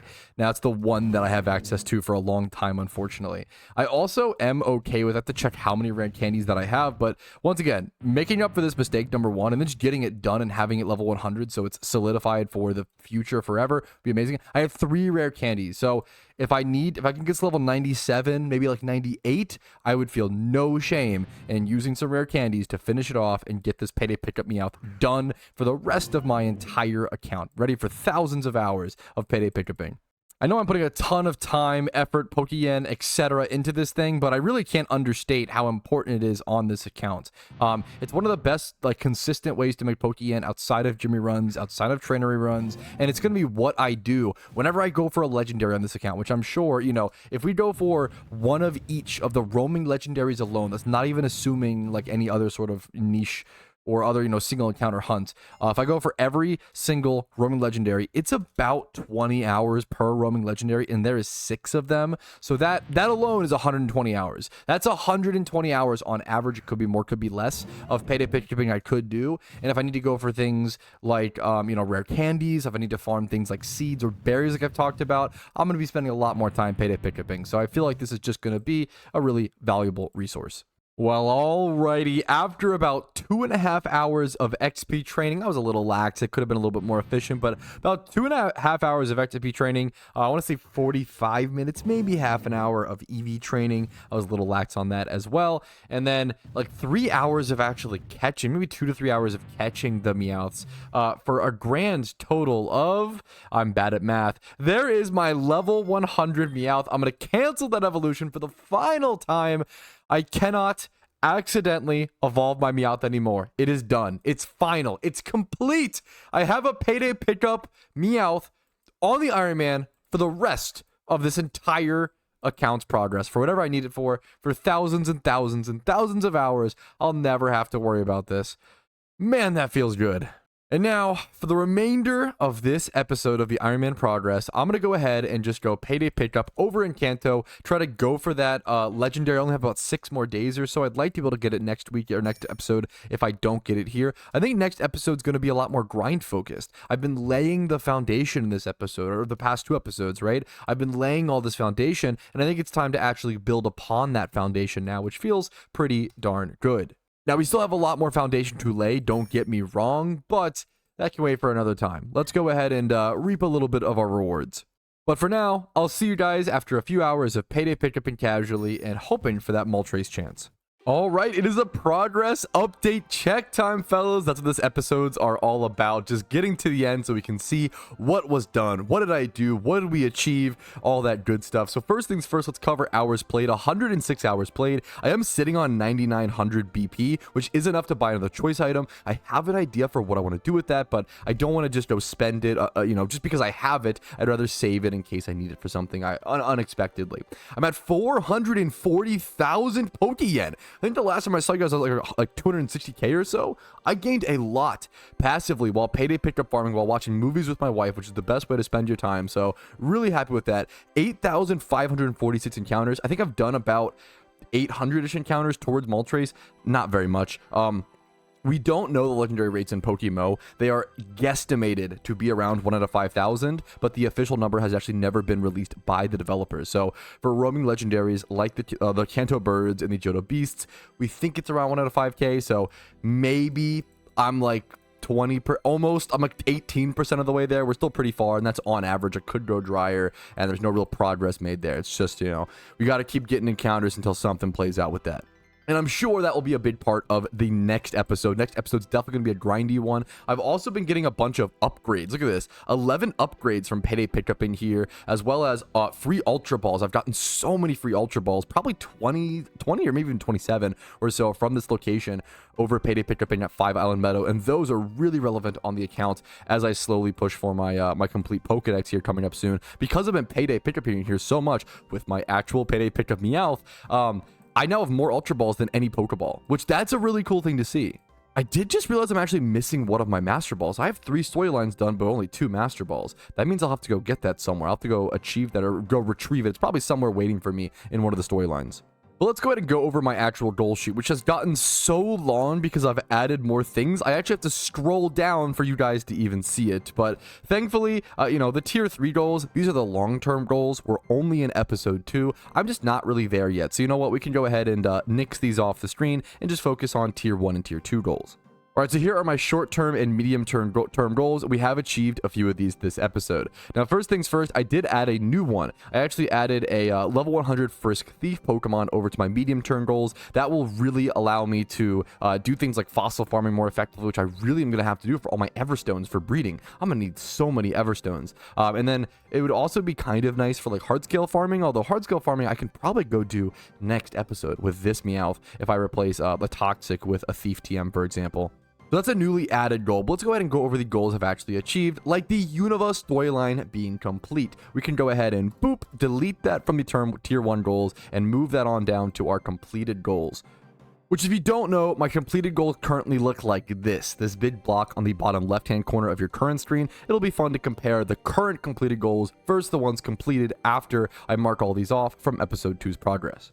But continuing on, my tier 1 goals completed. We did not get either of our catching Pokemon yet. That's definitely something to work on here upcoming. I'd like to work on Johto maybe soon to get Cyndaquil access. And then we did absolutely crush our 300k Pokeyen goal, which is amazing. We achieved it, and not only did we achieve it, we spent back down below that number and are now back up to 440k Pokeyen, which that feels really cool. We're actually getting our yen stack up to a comfortable level so we can do the activities we want to do and grind for long periods of time. We also bred our first Pokemon, which is a lot more difficult than I expected. I didn't expect to have to catch so many Pokemon just to get a breed started. I knew I'd have to catch a ton if I wanted to go for like a 5x31, but man, even getting a 20 plus in the 2 stats you needed plus correct nature was shockingly difficult, and that's just the nature of the Iron Man. All right, but that's our tier 1 goals completed. On to our tier 2 goals. I still can't believe that the free Hitmontop was within this video. That was such a grind for me, and truly one of the more difficult things,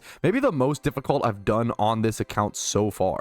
Really happy to be able to check that off on this list. So boom, we did get our first randoms PvP Pokemon, and the rewards should actually be resetting upcoming here in 2 days or so, so I could farm for the next one upcoming if I really wanted to. But given how this season felt, I'd rather avoid that, but it's honestly going to depend on what the gift Pokemon is. If it's something that's too good to pass up, I might have to go for it again. And then other than that, I don't think we've done anything else. No Cloyster yet, no team, no legendary yet, no Horde Shiny, no PvP team, no Star for Specs, even though I do have the BP to buy them. So this one we could, mark off next episode pretty easily. No Toxic Orb yet, no single encounter Shiny, berry farming, I haven't gotten to yet. I really am going to have to get on top of that pretty soon because you want to start as soon as possible. Berry farming is a time restrictive sort of thing. So you can only do it so quickly. You can't just sit there and grind berries over and over again. You can only pick your berries once a day. So I really do need to get started on that, but that's a whole, can of worms to open. Haven't gotten a million Pokeyen yet, haven't caught in 10 alphas. You guys get the point. We haven't done any of this stuff yet, but we did get a ton done this episode. Also, it wasn't technically a goal on one of my lists, but you know what? I'm going to go ahead and add this. Make an Iron Man team, because we did do that this episode, and I think that was a pretty cool thing to go ahead and do and start building a community around. Once again, if you want to join the Iron Man team, it is going to be first come, first serve. Just make sure your account is an Iron Man account. I'd really prefer it be an only, Iron Man only sort of team. And try to catch me when I'm on a live stream. Unfortunately, the way that team invites work in PokeMMO, I can't just invite people like if they're offline or if we're not online at the exact same time. If you're in a battle, it's going to say you're busy. It's kind of awkward. We have to be online at the exact same time. We have to be unbusy. We have to be really focused up. So try to catch me on a live stream. I'll try to add as many people as possible if you have an Iron Man account that you actively play on. And if we reach a point where we get too full, I'll just end up having to kick people who haven't been online in a few weeks or maybe months or so. But we're only at 15 members at this point. It's unlikely we get there anytime soon, so it should be a lot of fun. But our old completed goals list is on the left, and our new completed goals list is on the right. In the first episode, we completed 1, 2, 3, 4, 5 goals. By the end of episode 2, we have completed 1, 2, 3, 4, 5, 6, 7, 8, 9, 10 goals. So we have done 5 goals per episode on pace. That's more than I could have ever asked for. As well as the support for this series has been more than I could ever ask for. I actually cannot believe. I was talking to my wife a ton about this. I could not believe. I knew this series could be a really big positive for my channel, or it could be a negative. I was really scared when putting so much time into a project like this. It's very possible I put 70 hours or 60 hours into episode 1 and nobody watches it, or it's just not what people want to see, and it's just not the type of content people want to spend their time on, which is totally understandable. And it wouldn't have been a time waste, and I still would have loved it and loved doing it, but there's a certain disappointment when you create something and you put it out in the world. Even if you love it, if others don't, you may still be satisfied and happy with it and content to some extent, but it's still a little saddening. I'm sure you can all understand that, but I didn't have to go through that. I didn't have to deal with that. You guys were so positive. All the comments, all the love, all the, the views. I couldn't believe it. And I just want to say thank you guys so much. I hope you guys continue to like the series. I hope you guys continue to help me make it better, leaving positive critiques and advice and things you want to see me do on the account. It's been so overwhelmingly joyful. That's the best way to describe it. I've been loving playing the account. It's been so fun. It's been a new way for me to rediscover PokeMMO in a way that I absolutely love to play, and I'm just so excited people also are willing to watch or want to watch me play something that I love to do. So thank you so much for your time. Thank you so much for watching. Make sure to like the video physically on YouTube if you enjoyed it. That is a great way to let me know you liked it. Dislike if not, that's totally okay. Subscribe to the channel for daily PokeMMO videos. Iron Man progress updates every Sunday is the goal at the moment. And then I stream the gameplay and I stream the progress live Monday through Thursday at 12 p.m. ET. Discord's down below if you want to join a really cool community, see whenever I upload and see whenever I live stream as well. And if you want to go above and beyond and support the channel, YouTube memberships, Twitch Primes, Twitch subs, and PayPal/Venmo donations are the best way to support as they take less of a cut than the other platforms. But anyways, I will see you guys later. Have a great day and try out an Iron Man account, dude. It's a ton of fun. Yo, Patrouski here, and I wanted to thank you personally for watching the video until the very end. I really, really appreciate that. And if your name is on this list, thank you to the moon and back because you allow me to even make these videos by supporting the channel. Thank you so much for watching, and have a great day.